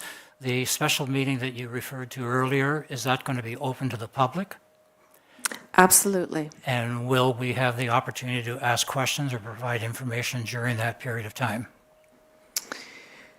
I'm going to defer to the clerk on that. So typically at those, at special council meetings, there is no opportunity for public input. However, through the procedure bylaw, members of the public do have the option to contact council through other means, such as providing correspondence or providing input through public input period or question period at other committee of the whole or council meetings. But typically for special council, there is no public input. So what I would suggest then, based on this information, is if there is a list of questions, and it can be a long list of questions Okay. or concerns, that those be put together into a package that is distributed to all council members ahead of that meeting, so that we can ensure that you get answers to them and that we have that as part of our conversation. Appreciate that.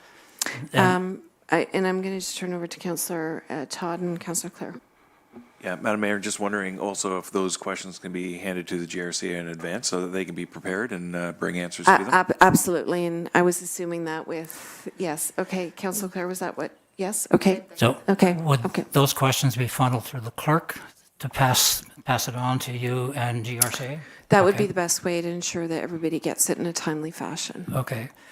And the question that I'm about to ask basically reflects probably 200 to 300 people in the Garden Hill area.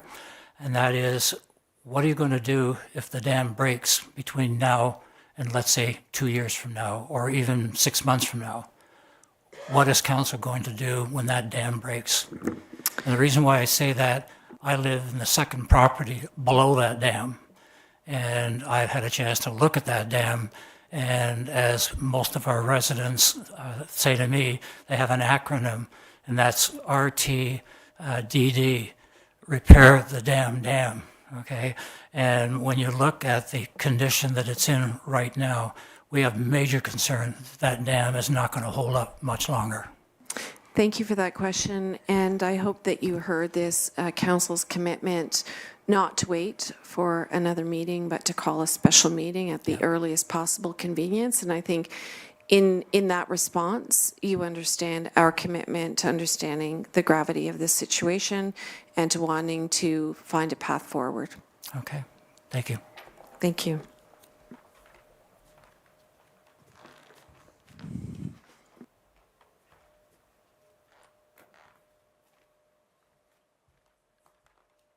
Hi, Ed White, Mill Street.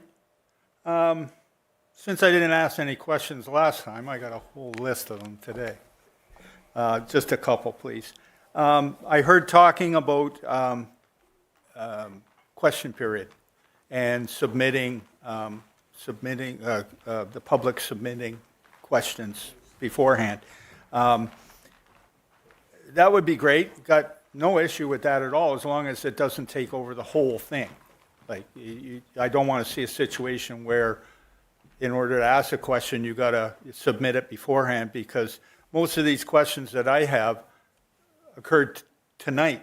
Like, they weren't something that I was prepared I think about. just to clarify on that, Ed, I think that the conversation was never to stop what you're talking about from happening, but also to give an opportunity for others to be able to submit a question for us to consider if they can't be here or ahead of time, so we have an opportunity to find a fulsome response that can be reported out into the community. So is that not what the public input portion of the council meeting is for, as opposed to the question period at the, you know? No, not necessarily. I think we were just talking about having that option available to the public if they would like to submit a question ahead of time for us to consider at a meeting. Okay. The next one was talking about the pillar chairs and councils. Are we getting ahead of the boundary studies on this? Because as I understand the boundary studies, that could change a whole bunch of council positions.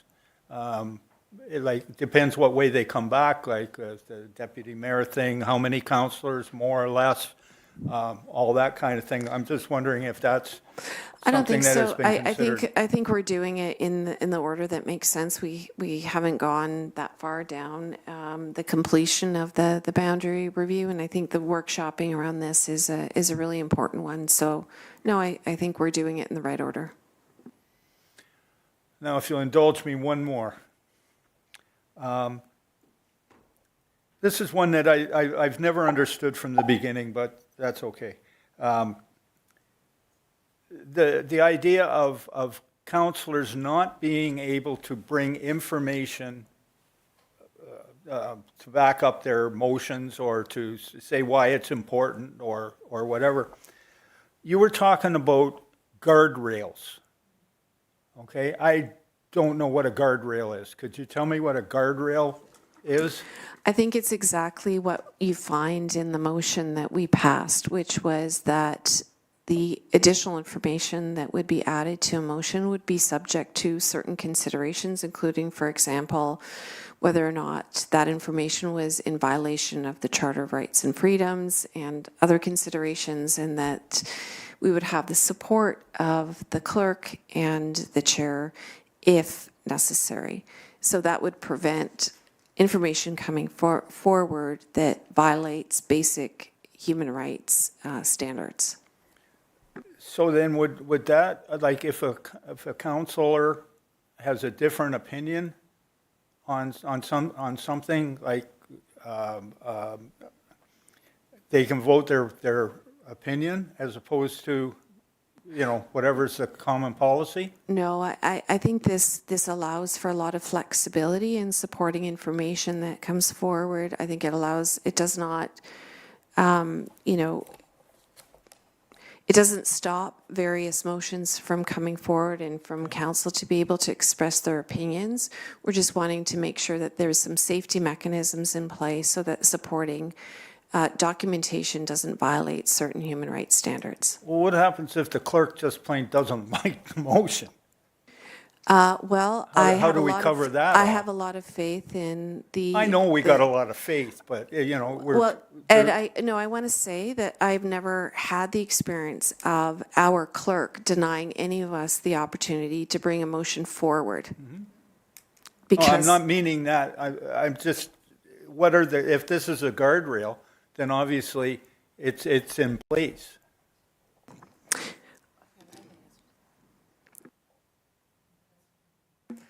I think the motion that we passed said, as determined by the clerk in consultation with the head of council, the chair of council, the mayor, as necessary. So I think, you know, in answer to your question, if I was to bring forward something and my supporting document was deemed not appropriate by the clerk, and I felt that that was biased or not really a good decision, Right. I would appeal that to the mayor. I would speak to my colleague, being the mayor, and ask for them to weigh in as well. So Okay, there are there's a- two people. There's a no- guardrail on the guardrail. There is. All right, thanks. There is, and there's even more of a guardrail because there's the documentation that sets a standard, and then there's two other folks that are involved in that process. Okay, well, words are important, you know.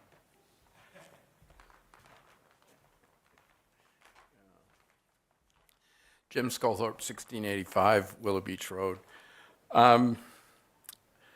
After the in-camera meeting, Mr. Leo Deloitte came out and talked about our municipality putting forward a whole list of issues that need to be looked at.